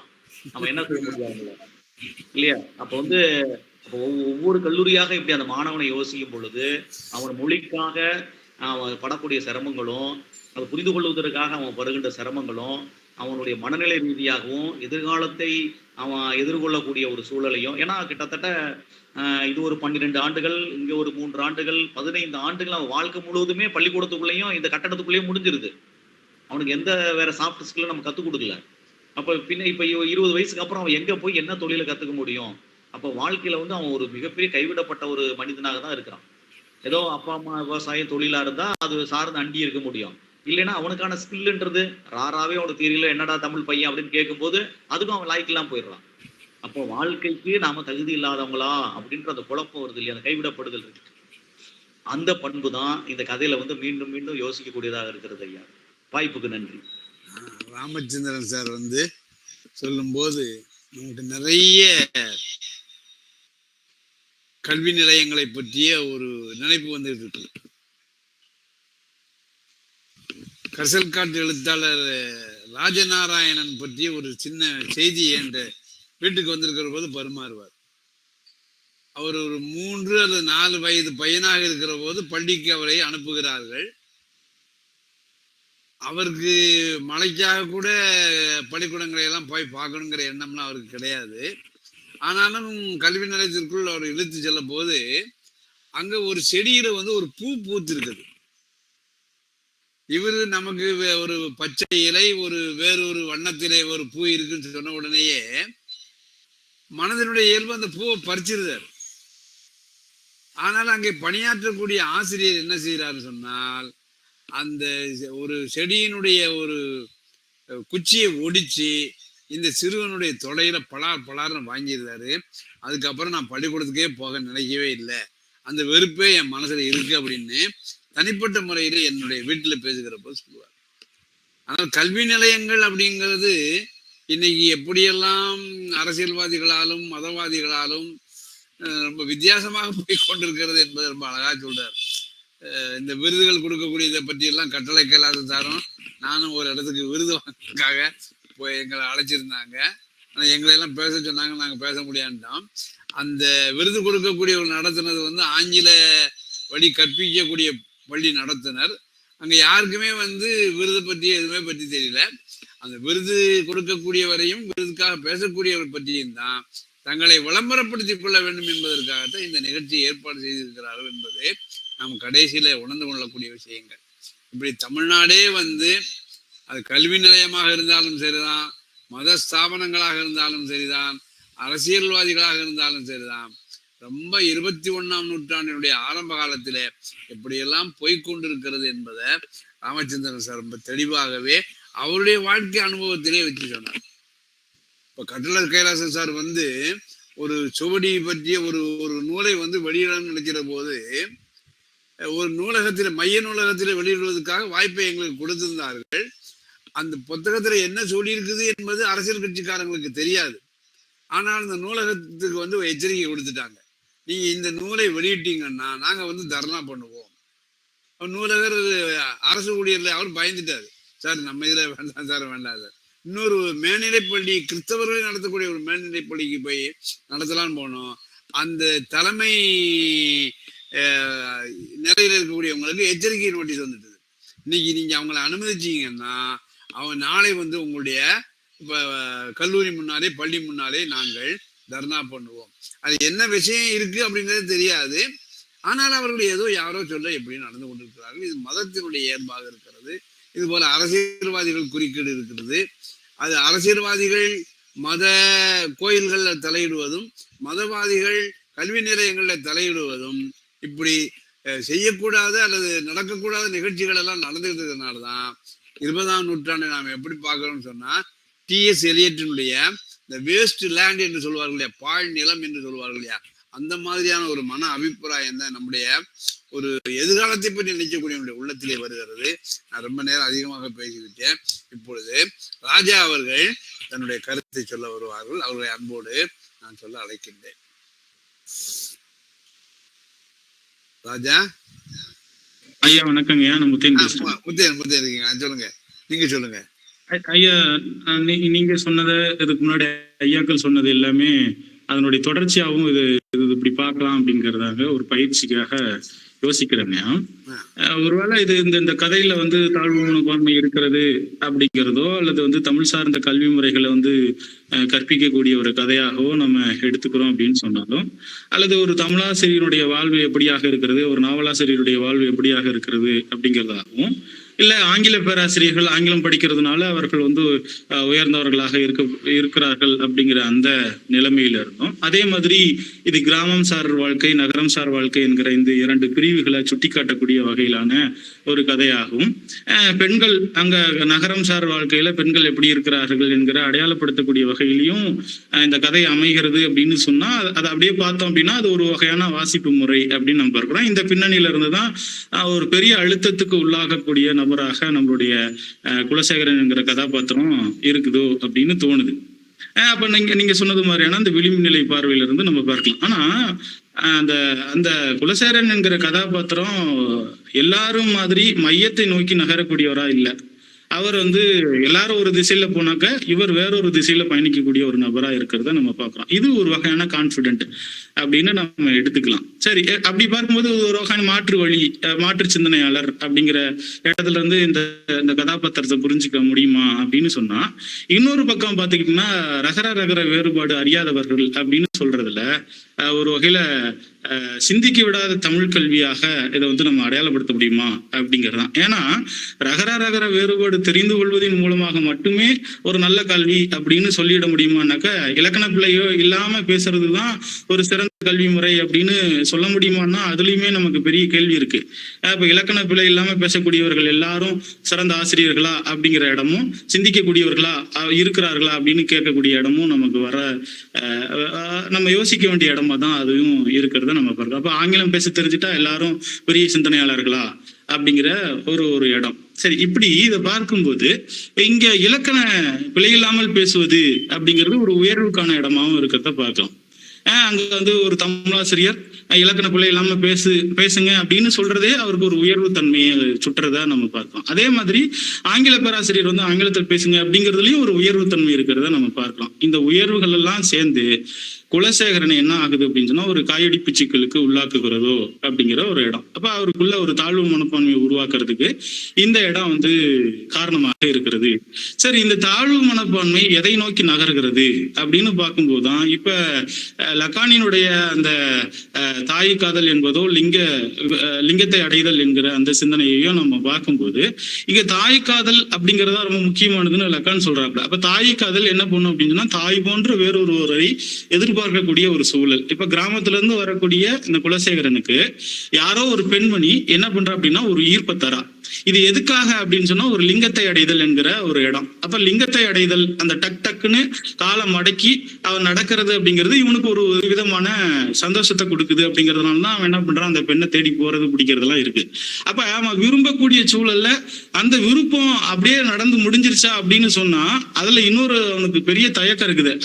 அவளை நாம அவ எப்படி நம்மளை ஈர்த்தா அப்படிங்கிறதுல பெரிய கேள்வி அவருக்கு வருது. அப்ப இது ஏத்துக்கணுமா வேணாமா அப்படிங்கிறதுலயும் அவருக்கு பெரிய கேள்வி வருது. ஆக கடைசியா ஒரு இடம் வருது, கொலை செய்ய போவதையோ யாரும் எதிர்பார்க்கவில்லை அப்படிங்கிற ஒரு இடம் வருது, கடைசி வாக்கியம் வருது. இது ஒரு வகையான அகம் சார்ந்த விஷயமா நம்ம பார்க்கலாம். அகம் சார்ந்த விஷயம் அப்படின்னு பார்க்கும்போது இந்த அகம் என்ன பண்ணுது அப்படின்னு சொன்னாக்க அதாவது தனக்கான லிங்கத்தை தேடுகிறது. அது ஆண்மனமாக இருந்தாலும் சரி பெண்மனமாக இருந்தாலும் சரி.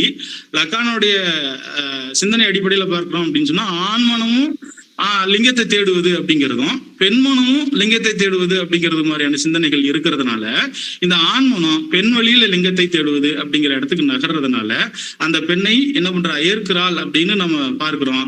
ஆனா அகத்துல நடக்கக்கூடிய விஷயம் யாரும் எதிர்பார்க்கல அப்படின்னு சொல்லும் போது அந்த கதாபாத்திரம் அவளை கொல்லுகிறது அப்படின்னு பார்க்கும்போது நம்ம என்னவா இதை பார்க்க வேண்டியது இருக்குது அப்படின்னு சொன்னா ஒரு வகையிலான பெண்ணடிமையாக பார்க்க முடிகிறது அப்படிங்கிறதான். ஏன்னா என்னதான் மாற்று வழியை சிந்திச்சாலும் என்னதான் வந்து இந்த சமூகத்துல முரண்பட்டு இருந்தாலும் கூட அந்த விளிம்பு நிலையில இருக்கக்கூடிய மனிதர்களுக்குள்ளேயும் அதாவது இவன் மாற்று சிந்தனையாளர்னு சொன்ன இடத்துல மையத்துக்கு வரமாட்டார், மையம் அதாவது எல்லாரும் போகக்கூடிய வழியில வரமாட்டார், வேறு வழிபாடத்தை தான் தேர்ந்தெடுப்பார்னு சொல்லக்கூடிய இடங்கள்ல திரும்பவும் ஒரு ஸ்ட்ரக்சர் பிற்போக்குத்தனமான எண்ணம் அதே மனிதனுக்குள்ள இருக்குதோ அப்படிங்கிறதையும் நம்ம பார்க்க வேண்டியது இருக்கு. ஆக இந்த இதுல அந்த பெண் அதாவது ஆண் யார்கிட்ட வேறத்தை காட்டுவோம் அப்படின்னா பெண்ணுகிட்ட தான் வேறத்தை காட்டுவான் அப்படிங்கிற மாதிரியான ஒரு பிம்பத்தையும் இந்த கதை உருவாக்குது அப்படிங்கிறதான். ஏன்னா அந்த ரயில்வே ஸ்டேஷன்ல அந்த நெத்தியில கோடு போட்டிருக்கக்கூடிய ஒரு நபரை எதிர்க்கிறதுக்கு போற மாதிரி பாவலா பண்றார். ஆனா போகல, எங்க அடிச்சுட்டு வரவர் என்ன பண்றாரு, அவரையும் கடந்து ரயில்வே ஸ்டேஷனுக்கு அடுத்த பக்கம் வந்துடுறத நம்ம பார்க்க முடியுது. ஆனா இந்த பெண்ணை சர்வசாதாரணமா தள்ளி விட முடியுது.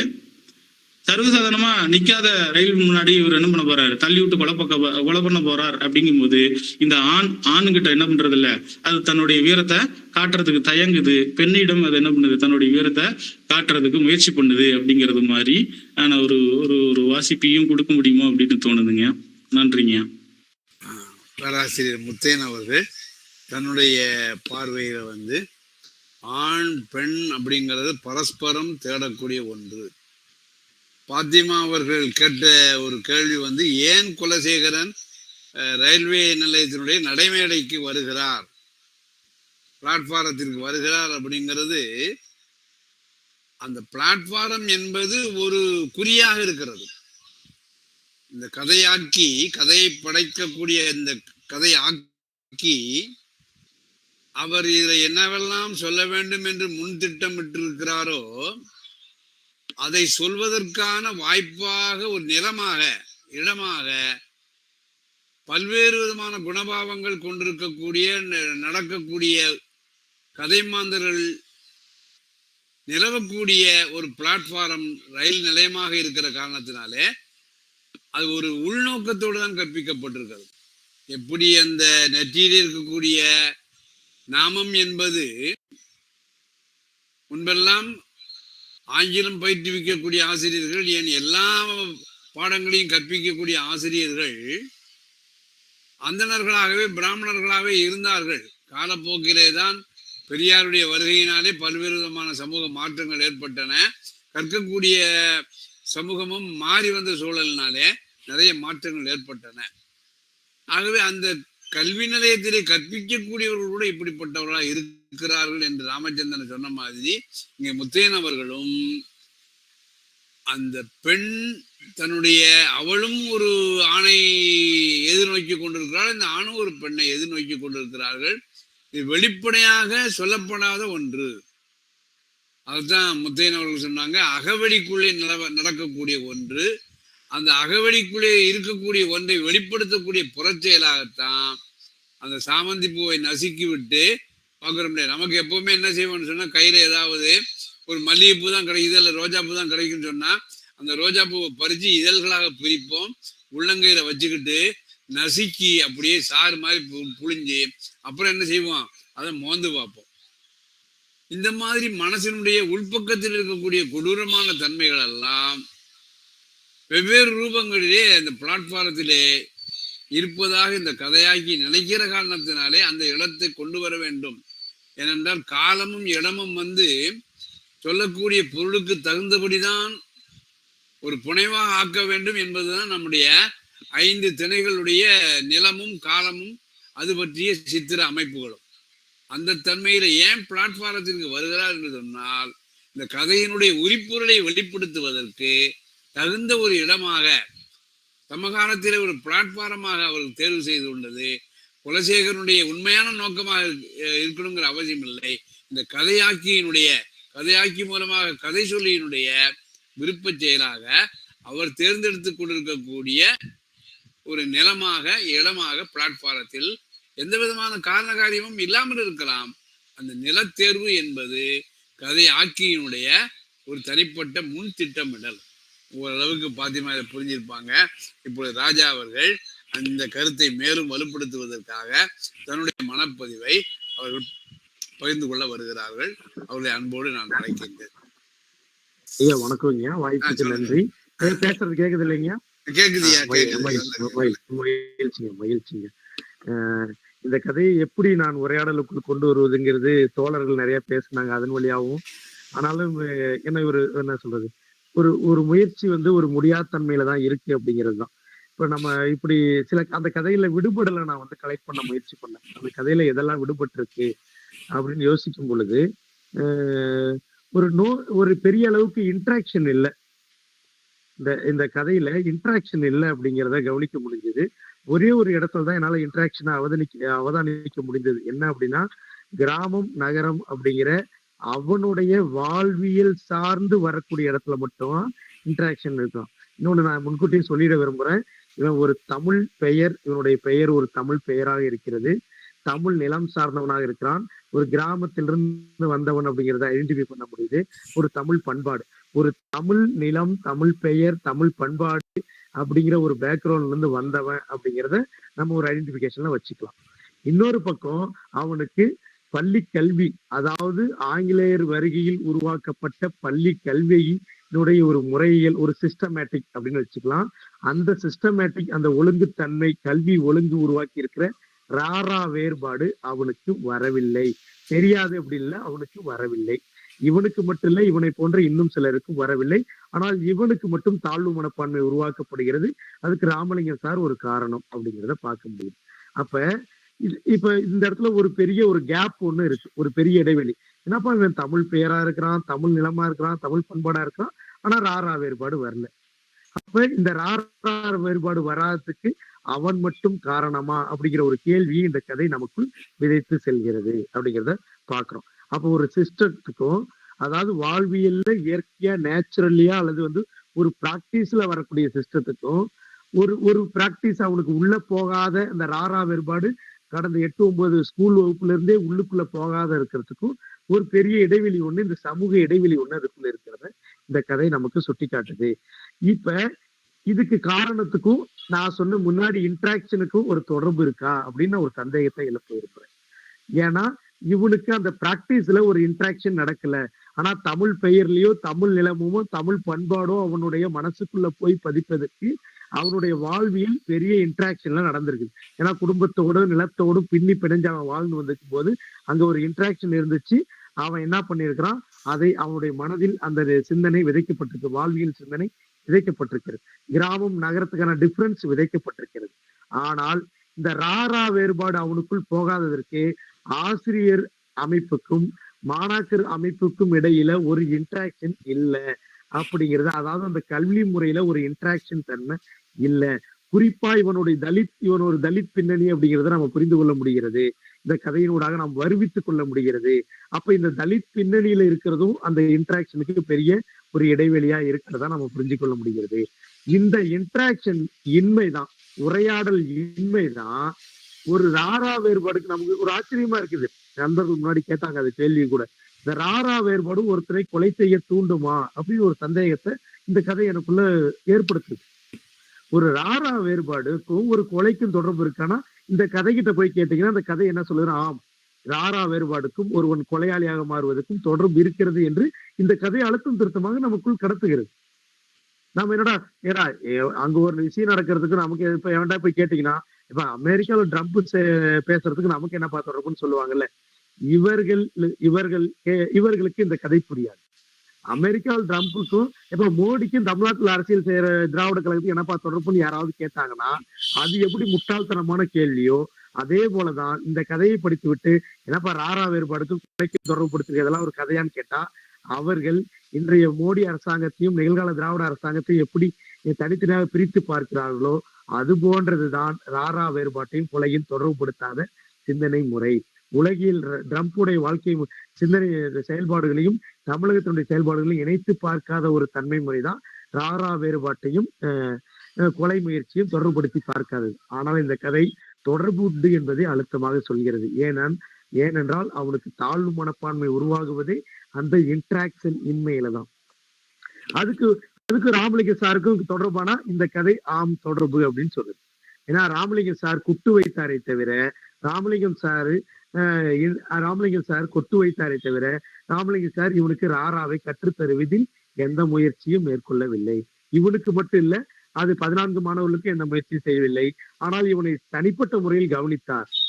அதனால் இவர் அதன் வழியாக இவர் தன்னை அடையாளப்படுத்திக் கொண்டார். உதாரணத்துக்கு இப்படி சொல்றேனே, அந்த 14 மாணவர்களையும் ராரா வேறுபாடு இல்லாமல் உருவாக்குவதில் பங்கெடுத்து கொண்ட ஒரு நபர் ஆசிரியர் ராமலிங்கம் ஒரு பெரிய உலக எழுத்தாளராக மாறுகிறார். இந்த உலக எழுத்தாளராக அவர் மாறுவதற்கு யார் காரணமா இருக்கிறாரு? ஒரு நம்ம மாணவர் குலசேகரன் காரணமா இருக்கிறார். ஆனா குலசேகரன் ராரா வேறுபாடு கற்றுக்கொள்ளாமல் இருப்பதற்கு எந்தவித முயற்சியும் எடுக்காத ராமலிங்கம் சார் குற்ற உணர்ச்சிக்கு ஆளாகவே இல்லை. ஆனா அந்த ராமலிங்கம் சாரால நம்ம குலசேகரன் மிகப்பெரிய தாழ்மனவே ஆளாயிருப்பார். ஆனா இதுக்கு காரணம் அங்க ஒரு இன்ட்ராக்ஷன் இல்ல. சரி, அப்படி இருக்கும்போது இவர் மட்டும் எப்படி சார் வளர்ந்துகிட்டாரு அப்படின்னு யாராவது கேள்வி வச்சாங்கன்னா அதுக்கு என்னன்னா, அவரு பல கம்பெனியோட இன்ட்ராக்ஷன்ல இருக்கிறாரு. ஏன்னா அவர் காப்பி தூங்கும் போது பல்லு விளக்காம காப்பி குடிப்பாரு. அப்படின்னா அது ஒரு மேட்டுக்குடி வர்க்கத்துக்கு ஒரு பெரிய இன்ட்ராக்ஷன்ஸ் ஒண்ணு இந்த சமூகத்துல இருக்கு. அந்த இன்ட்ராக்ஷன் வழியா ஒரு உலக எழுத்தாளரா மாறி விடுகிறார்.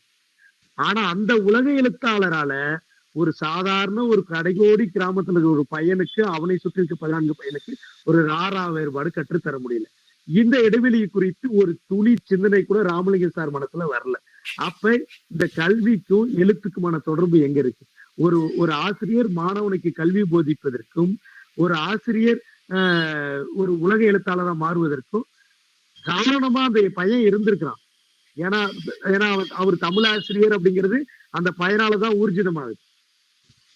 அவர் எழுத்தாளராக மாறுவதற்கு அது காரணமா இருக்குது. ஆனால் அந்த பையனால என்ன சொல்றது, அந்த அந்த ஆசிரியரால் அந்த பையனுக்கு எந்த பிரயோஜனமும் இல்லை. இந்த இடைவெளியும் அந்த கதை சொல்லுகிறது. ஆனால் கதையில் அது சொல்லப்படவில்லை. அது வாசகரிடம் உரையாடலாக கடத்தப்படுகிறது. சரி, இப்ப இந்த ராரா வேறுபாடுல நம்ம அந்த கொலை விஷயத்துக்கு நம்ம வருவோம். இன்னொரு விஷயத்தை இந்த கதையில சொல்லணும். இந்த கதையில முன்னாடி தோழர்கள் சொன்னது போல இதுல ஒரு ஆணாதிக்க உரையாடல் அல்லது ஆணுக்கு எதிரான சிந்தனை அவன் மனசுல வரவே இல்லை. அவன் தன்னை பற்றிய சுய உரையாடலை விதைக்கல அப்படின்னு மாதிரி விமர்சனம் வைத்த மாதிரி புரிந்து கொண்டேன் முன்னாடி உரையாடல இருந்து. அது சரியானதும் கூட. ஆனாலும் அப்படி ஒரு உள் உரையாடலே இவனுக்குள்ள நடக்கலையே. நம்ம என்ன சொல்றோம், ஒரே ஒரு இடத்துல கிராமம் குறித்து யோசிக்கிற இடத்துல மட்டும் அவனுக்கு உள் உரையாடல் சாத்தியமாச்சு. ஏனென்றால் அவனுக்கு அது பிராக்டிஸ்ல இருந்துச்சு. ஒரு நகரத்தான் கிராமத்தான் கைக்கு தட்டி அழைப்பது நகரத்தில் அப்படி பழக்கமில்லை என்பது கிராமத்தானுக்கு சொல்லித்தரவில்லைங்கிற இடத்துல மட்டும் அவனுக்கு இன்டராக்ஷன் நடக்குது. அப்படி அவன் நினைத்தான்னு வருது. அப்ப அவனுக்கு எது பிராக்டிஸ் இருக்கோ அங்க உள்ளுரையாடல் நடக்குது. மற்ற இடங்கள்லாம் பிராக்டிஸே இல்லை, அதனால உள்ளுரையாடல் சாத்தியமாகல. அதுக்கு மாறாக உனக்கு இது வராது, உனக்கு இதுக்கு சம்பந்தம் இல்லை, நீ அப்படிப்பட்டவன் அப்படிங்கிற ஒரு தாழ்வு மனப்பான்மை தான் அது உருவாக்கிக்கிட்டு இருக்கிறதுங்கிறது இந்த கதை தொடர்ச்சியா சொல்லிக்கிட்டு இருக்குது. ஆனா இந்த கதையில ஒரு பெண் முதன்மை பாத்திரமா இடம்பெறல. அது குலசேகரன் பார்க்கக்கூடிய ஒரு பெண்ணாதான் இடம்பெறுகிறாள், அல்லது இந்த கதை சொல்லி கட்டமைக்கக்கூடிய ஒரு பெண்ணாதான் இருக்கிறாள். இந்த கதைக்குரிய ஒரு பெண் இந்த கதையில இல்லை. ஏன் இல்லை? இன்னொன்னு சொல்ல போனா இங்க இருக்கிற எல்லா பாத்திரங்களும் குலசேகரனின் பார்வையில் இருக்கிறது அல்லது கதை சொல்லியின் பார்வையில் இருக்கிறது. ஒண்ணு கதை சொல்லியனுடைய பார்வையில் பாத்திரங்கள் பெரும்பாலும் எல்லாமே குலசேகரனை கூட கதை சொல்லியின் பார்வையில் எடுத்து விட முடியும் ஒரு சில இடங்களை தவிர. அப்ப எல்லாமே கதை சொல்லியின் பார்வையில் இருக்கிறது ஒன்று. இரண்டாவது, ஒரு சில இடங்களில் குலசேகரனுடைய பார்வையில் மட்டும் இருக்கிறது. அப்படி இருக்கும் பொழுது கதை சொல்லி குலசேகரன் ரெண்டும் நம்ம ஆண் கதாபாத்திர உரையாடல் வச்சுட்டாலும் ஒரு பெண் கதாபாத்திரம் ஏன் இடம்பெறலைன்னா இந்த கதை சூழல் அதற்கு ஏற்ப கட்டமைப்பை கொடுக்கவில்லை அப்படின்னு தான் நம்ம அந்த கதை சூழலோடு புரிந்து கொள்ள முடிகிறது. இன்னொன்று சொல்ல போனா அந்த கொலைக்கு வந்துடுறேன், நான் அந்த இடத்துக்கு வந்துடுறேன். அப்பதான் அந்த கதையினுடைய இறுதிக்கு வர முடியும். முன்னாடி தோழர்கள் சொன்னது போல இதுல ஒரு விளிம்புநிலை உரையாடல் இருக்குது. அதாவது குலசேகரனுடைய பார்வையில் மேல்தட்டு பார்வை, குலசேகரின் பார்வையில் விளிம்பு நிலை பார்வை, குலசேகரின் பார்வையில் பாலின பார்வை அப்படிங்கிற ஒரு டைவர்ஷன், த்ரீ டைமென்ஷன்ஸ் அதற்குள்ள இருக்கு. இந்த 3 or 4 டைமென்ஷன்ஸ் கூட வச்சுக்கலாம், தமிழாசிரியர் பார்வை கூட வச்சுக்கலாம். அப்ப மேட்டுக்குடி பார்வை என்னவா இருக்கிறது என்றால் மேட்டுக்குடிகள் பார்வை முழுக்க ஒரு அவர்கள் எல்லாம் ஒரு அடையாளமாக அவன் பாருங்க. அந்த கோடு சிவப்பு கோடு போட்டவன் கூட பாத்தீங்கன்னா மேல உயர்ந்த பேனா வச்சிருப்பான், பாக்கெட்ல மேல் பாக்கெட்ல கீழ் பாக்கெட்ல பெரிய பர்ஸ் வச்சிருப்பான். இதெல்லாம் மேட்டுக்குடிக்கான ஒரு அடையாளத்தை காட்டுது. சரிங்களா? இவர்கள்லாம் தன்னை உயர்ந்தவர்களாக கட்டமைத்துக் கொள்ளக்கூடியவர்களாக இருக்கிறார்கள். அவனுடைய பார்வையில விளிம்பு நிலை பார்வைனா ஒரு டீ கடையில டீ குடிச்சிட்டு இருக்கிறவன் ஆண் உடை அணிஞ்சிருப்பான், கீழே வட்டக்கோடு போடுவான். இப்ப இதனால என்ன சொல்ல வரேன்னா இவனுடைய பார்வை குறை நிரப்பி பார்வையாக இருக்கிறது. யாருடைய பார்வை? விளிம்பு நிலை யாரு குலசேகரனுடைய பார்வை விளிம்பு நிலை சார்ந்த ஒரு குறை நிரப்பியாக இருக்கிறது. இதை நான் எப்படி சார் சொல்றேன் அப்படின்னா, அவன் டக்குன்னு நடக்கக்கூடிய பார்வை இருக்குல்ல, இந்த டக்குன்னு நடக்கக்கூடிய பார்வையை கம்பேர் பண்ணும்போது ஒரு மாற்றுத்திறனாளியோட கம்பேர் பண்ணுவோம். அந்த கதையில கால் முட்டியை பின்பக்க ஒடித்து நடக்கக்கூடிய இளம் பெண்ணு அந்த பெண் எப்படிப்பட்டவளுங்கிறது இன்னொரு பெண்ணோட கம்பேர் பண்ணும்போது ஒரு கால் முட்டியை ஒடித்து நடக்கிறது யாரா இருப்பாங்கன்னா ஒரு மாற்றுத்திறனாளின்னு என்னால புரிந்து கொள்ள முடிகிறது எனக்கு இந்த கதை வாசிக்கல. அந்த மாற்றுத்திறனாளி போன்ற இன்னொரு பெண், அதாவது குறைகளை கொண்டு ஒரு முழுமையை அடையாளம் காணக்கூடிய ஒரு பார்வை முறையை அவங்ககிட்ட இருக்கிறத நம்ம பார்க்க முடியுது. அதனாலதான் விளிம்பு நிலையை இவன் எல்லா இடத்துலயும் ஒரு இடத்துல வட்டமா கீழே கோடு போடுவான். அதாவது ஒரு திருநங்கையோ வச்சுக்கலாம். இப்ப அவங்க ஒரு 3ஆம் பாலினத்தவர் கீழே கோடு போல வரைவாங்க, அவங்க ஆண் ஆடை அணிஞ்சிருப்பாங்க. அப்ப ஒரு குறை நிரப்பி இவங்க விளிம்பு நிலைகளை ஒரு முழுமையாக பார்க்கக்கூடிய ஒரு பார்வை முறை இவங்கிட்ட இருந்துச்சு. ஆனா இதுவே ஆதிக்கம் இல்ல, மேட்டுக்குடி வர்க்கம் ஒரு குறை நிரப்பிய பாக்குது. ஆனா அந்த குறை நிரப்பியால என்னன்னா அவர்கள் தன்னை வடிவமைத்துக் கொள்ளக்கூடியவர்களாக இருக்கிறார்கள் அப்படிங்கிறதுதான். என்னன்னு சொல்றதுன்னா, இப்ப விளிம்பு நிலையில் இருக்கக்கூடிய மாணவர் குலசேகரன் குறை நிரப்பிகளை விளிம்பு நிறை பார்வையில் பார்க்கிறார். அதாவது குறையை கொண்டு தன்னை நிரப்பிக் கொள்ளக்கூடிய, தன்னை பேலன்ஸ் பண்ணக்கூடிய ஒரு முழுமை நோக்கி நகரக்கூடியவராக இருக்கிறார். ஆனா மேட்டுக்குடி வர்க்கம் குறை நிரப்பிங்கிறது குறைகளை பயன்படுத்திக் கொள்பவராக இருக்கிறார். அதாவது தன்னை உருவாக்கி கொள்பவராக இருக்கிறார். ஆனா விளிம்பு நிலை வர்க்கம் தன்னை உருவாக்கி கொள்வதாக இருக்கிறது. ஆனா 2 பேரும் தன்னை உருவாக்கி கொள்வது வேறு. ஆதிக்க வர்க்கம் தன்னை உருவாக்கி கொள்வது என்பது வேறு, விளிம்பு நிலை வர்க்கம் தன்னை உருவாக்கி கொள்வது என்பது வேறு. செயல்பாடு ஒன்றுதான், அதாவது ஆனால் 2 பேரும் உருவாக்கக்கூடிய முறைகள் வேறுங்கிறது இந்த கதைகள் சொல்லுது. கதையில கடைசியா இப்படி எனக்கு நான் ஒரு முழுமைக்கு வந்தேன்னு சொல்ல முடியாது. ஆனா இவ்வளவு விஷயங்கள் அதுல இன்ட்ராக்ஷன் ஆகிருக்கிறதுங்கிறது தான் எனக்கு முக்கியமான விஷயம். ஆனா பெண்ணுங்கிறதே முதன்மை கொடுக்கல இந்த கதையில. ஏன் அவன் கொலை பண்றான்னா, அவனுக்குள்ள ஏன் தாழ்வு மனப்பான்மை உருவாகுதுன்னா, இந்த தாழ்வு மனப்பான்மை ஒரு சமூக காரணம் அப்படின்னு சொல்லி இந்த கதையில சொல்லப்படுது. என்னன்னா சமூகம் தான், அதாவது ஆசிரியர்கள் இன்னப்பிற கூறுகள் தான் இவனை ஒரு மாணவனாக உருவாக்கி இருக்கு. மாணவனுடைய குறிப்பிட்ட இப்ப கடைசியில இப்படி முடியுதுல அந்த கதையில இப்படி பாருங்க, இந்த குலசேகரன் பிளாட்பாரத்தில் நிற்க போகும் அந்த ரயிலின் முன் இன்னும் 10 நிமிடத்தில் தள்ளி கொடூரமாய் கொலை செய்ய போவதையோ யாருமே எதிர்பார்க்கவில்லைன்னு சொல்லுது. யாருமேனா சமூகம். இப்ப சமூகம் இவனை எதிர்பார்க்கல. காரணம் என்னன்னா சமூகம் இந்த இண்டிவிஜுவல்ல கவனம் செலுத்தல. ஏன்னா சமூகத்துக்கு இண்டிவிஜுவல் முக்கியம் இல்லை.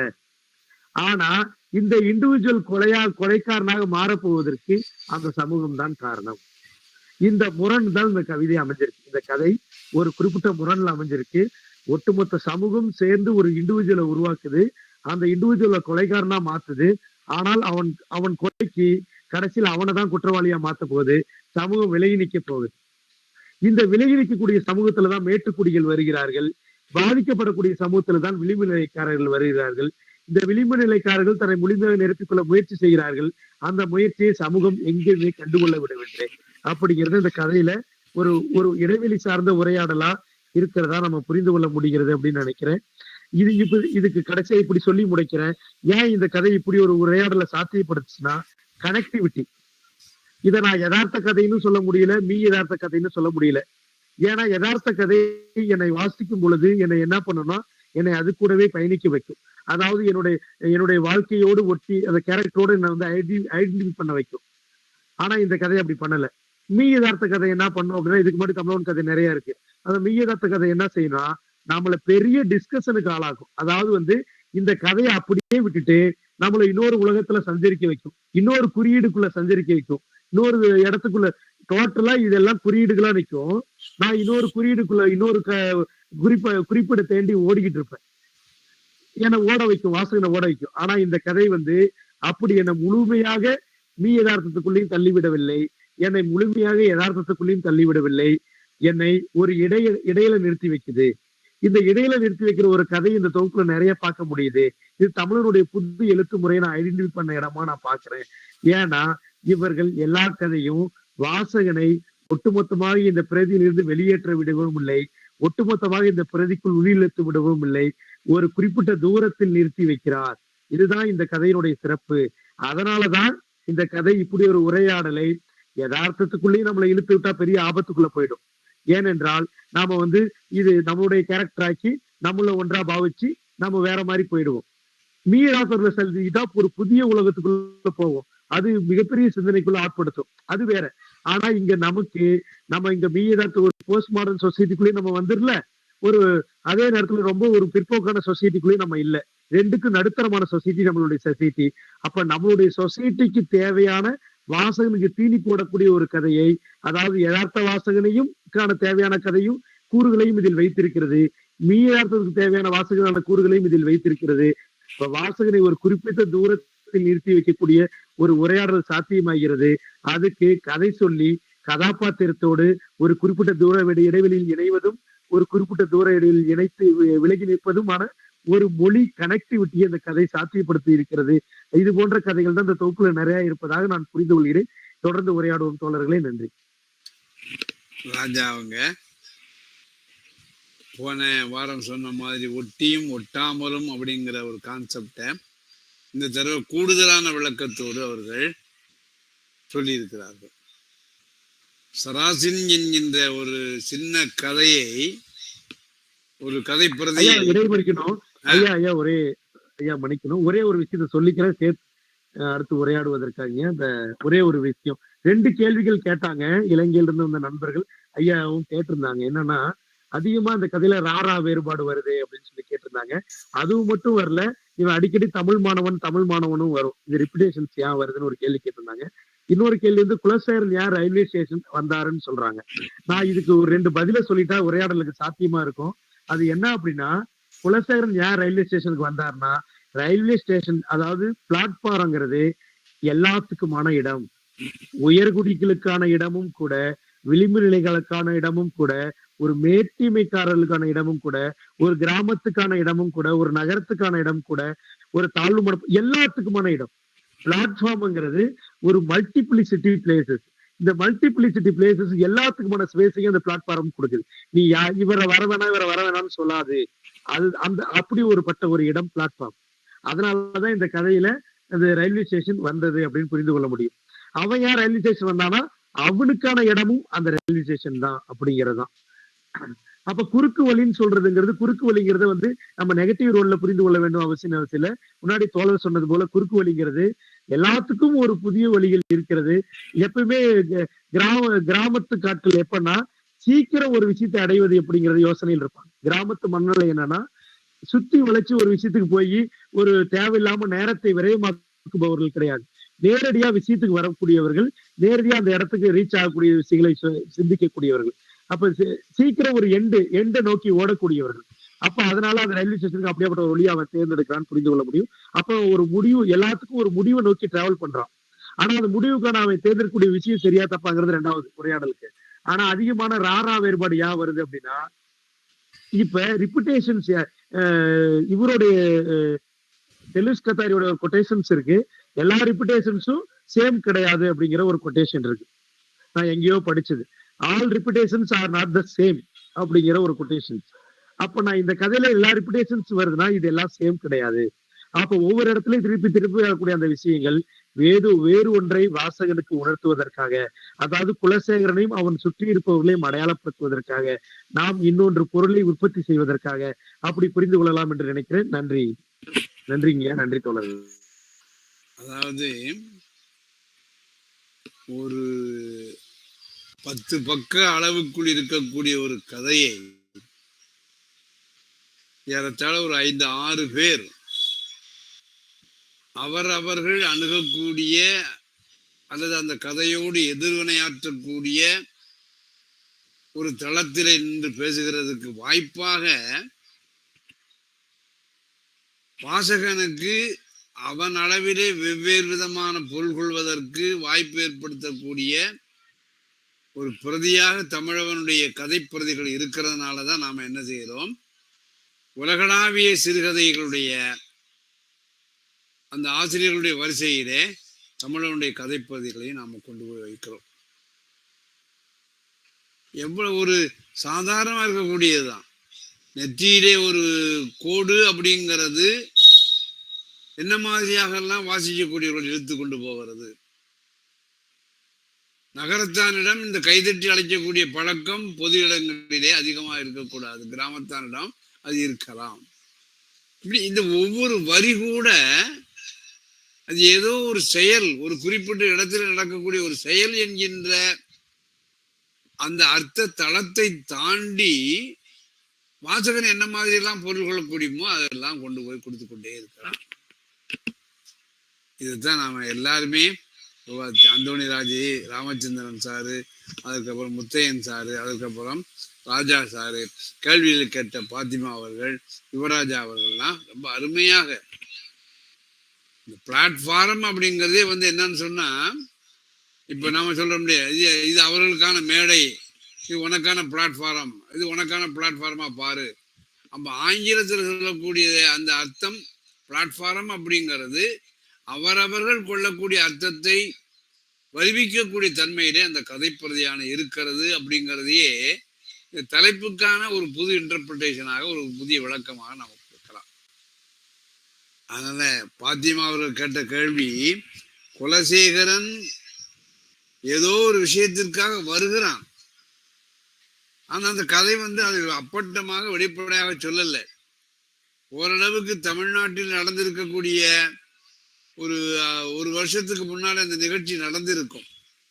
ஒரு மாணவியை அந்த மாணவியை விரும்பிய ஒரு ஆண் என்பவன் அந்த ரயிலிலே தள்ளி மரணமடை செய்து விடுகிறான். அது புறமாக இருக்கக்கூடிய சென்னையில நடந்திருக்கக்கூடிய ஒன்று. ஆனால் அதை அப்படியே தெரியல் நிலையிலே சொல்லாம குறிப்பில் தோன்றலாக வாசிக்கக்கூடிய ஒவ்வொருத்தருக்கும் வெவ்வேறு விதமான பொருளை கொடுத்து கொண்டிருக்கிறது. அது இந்த கதைப்பிரதியினுடைய ஒரு தனியான இயல்பு. இது மாதிரியாக கதைகளை வாசிக்கிற போது நமக்கு என்ன கிடைக்குதுன்னு சொன்னா, இப்ப நான் எனக்கு வந்து ஒரு சிக்கலை இந்த கதைப்பிரதியான ஏற்படுத்துகிறது. அது என்னுடைய அறிவு கொண்டு மன உணர்வினுடைய துணையோடு அந்த சிக்கலுக்கான ஒரு தீர்வினை நான் முன்வைக்கிறேன். அது மற்றவங்க ஏத்துக்கணும் ஏத்துக்கிடாது அப்படிங்கிறது எனக்கு கவலை இல்லை. அப்ப நான் ஒரு சிக்கலுக்கு ஒரு தீர்வை கொடுக்கிற போது அது எனக்கு ஒரு என்ன இன்பத்தை தருகிறதுன்னு சொன்னா அது ஒரு மகிழ்ச்சியை தருகிறது. இதைத்தான் என்ன சொல்லுவாங்கன்னா, இலக்கியம் தரும் மகிழ்ச்சி, ப்ளஷர் ஆஃப் தி டெக்ஸ்ட் என்று சொல்லுவார்கள் இல்லையா, அந்த மகிழ்வினை வாசகனுக்கு தரக்கூடிய ஒன்றாகத்தான் இருக்கிறது. ரொம்ப சந்தோஷமாக இருக்கிறது. மீண்டும் சில செய்திகளை நான் நினைவுபடுத்திட்டு இன்னைக்கு பங்காற்றி அனைவருக்கும் நன்றி சொல்வதோடு, நாம் ஏற்கனவே சொன்னோம் இல்லையா, மார்ச் 29 சனிக்கிழமை அன்று ஆய்வாளர்களுக்கும் நெறியாளர்களுக்கும் துணை போகக்கூடிய தமிழ் இலக்கணிகள் சொல்லக்கூடிய சில சிந்தனைகளையும் மேற்கத்திய சிந்தனைகள் தமிழ்நாட்டிற்கு வருகிற போது அதனால் ஏற்பட்டிருக்கக்கூடிய நிலைப்பாடுகளையும் இணைத்து புதிய புதிய தலைப்புகளை முனைவரப்பட்ட ஆய்வாளர்கள் எப்படி தங்களுடைய ஆய்வு தலைப்புகள் கொண்டு போகலாம் அல்லது புதிதாக ஆய்வு தலைப்புகளை எவ்வாறு தேர்ந்தெடுக்கலாம் அப்படிங்கிற தன்மையில பல கல்லூரிகளுக்கும் நாங்கள் அனுப்பினோம். நிறைய கல்லூரிகள் நாங்கள் இதில் பங்கு பெற வேண்டும், உடனடியாக பிஹெச்டி பட்டத்திற்கு தலைப்பு கிடைக்கிறது அப்படிங்கிறது போக இந்த மாதிரியான புதிய புதிய சிந்தனைகளையும் நாங்கள் தெரிந்து கொள்ள வேண்டும் என்கிற அடிப்படையிலே நிறைய பேர்கள் ஒவ்வொரு கல்லூரியில இருந்தும் 5 பேர் 6 பேர் வருகிறோம் என்று சொல்கிறார்கள். நம்ம மகிழ்ச்சியாக இருக்கிறது.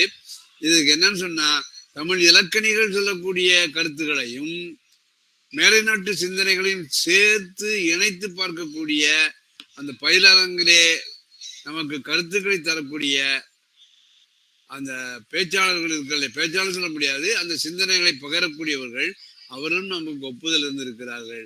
ஆகவே அந்த பயிலரங்கமானது ஒரு நல்ல விளைவை ஏற்படுத்தக்கூடிய ஒன்றாக இருக்கும். ஆகவே உண்மையிலேயே ஆர்வமுள்ள நெறியாளர்கள், உண்மையிலேயே ஆர்வமுள்ள ஆய்வாளர்கள் இந்த மாதிரியான பயிலரங்களை பயன்படுத்த வேண்டும். அதற்கு வசதியாகத்தான் அவர்கள் வந்து போவதற்கான குறைந்தபட்ச ஒரு இதை அது ரயிலாக இருக்கலாம் அல்லது பேருந்துவாக இருக்கலாம், அதற்கான கட்டணத்தையும் சாப்பாடும் மற்றவற்றையும் நிர்வாகங்கள் நமக்கு ஏற்பாடு செய்து கொண்டிருக்கிறது. ஆகவே அந்த செய்தியும் உங்களுக்கு சொல்லிவிட்டு நாம் என்ன செய்யலாம், இந்த மாதிரி ஒரு பிளாட்ஃபார்ம் என்று சொல்லக்கூடிய ஒரு கதையில வரக்கூடிய ஒவ்வொரு வரியுமே வாசகனை வெவ்வேறு தளத்திற்கு அழைத்து கொண்டு போகிறது. அப்படி அழைத்து கொண்டு போவதற்கு நமக்கு உதவி செய்திருக்கக்கூடிய நண்பர்கள் அனைவருக்கும் முறையாக இப்பொழுது நன்றி கூற வருகிறார்கள். அடுத்த வாரம் நம்ம கதையாக பேசுபொருளாக எடுத்துக்கொண்டிருக்கக்கூடிய கதைப்பிரதி காற்று என்கின்ற, அதே இறந்து போனவன் பேசிக்கொண்டே இருந்தான் என்கின்ற அதே கதை தொகுப்பில் வரக்கூடிய காற்று என்கின்ற கதையானது, அதை நாங்கள் உங்களுக்கு விரைவிலே அனுப்பிவிடுவோம். அது மீண்டும் நாம அடுத்த வாரம் சந்திப்போம் என்று சொல்லி முறையாக இப்பொழுது நன்றி கூற வருகிறார்கள் ஆழ்வார்குறிச்சி இங்கே இன்று அமைப்பை சார்ந்தவர்கள்.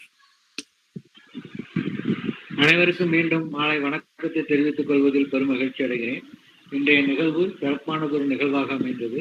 இந்த நிகழ்வில் பங்கேற்று தங்கள் மனப்பதிவினை பதிவிட்ட ராஜா, ராமச்சந்திரன், அந்தோணிசாமி மற்றும் கேள்விகள் கேட்டு தெளிவு பெற்ற பாத்திமா, யுவராஜன் ஆகியோருக்கு ஆழ்வார்குறிச்சி இங்கே என்ற அமைப்பு மற்றும் பாளையங்கோட்டை மேலும் வெளியீட்டகத்தின் சார்பில் எங்கள் மனமார்ந்த நன்றியினை தெரிவித்துக் கொள்வதில் பெருமகிழ்ச்சி அடைகிறோம். இந்நிகழ்ச்சியில் பங்கேற்ற இலக்கிய ஆர்வலர்கள், பேராசிரியர் பெருமக்கள், ஆராய்ச்சி மாணவர்கள் அனைவருக்கும் நன்றி கூறுகிறோம். மீண்டும் நாம் அடுத்த வாரம் புதன்கிழமை சந்திப்போம்.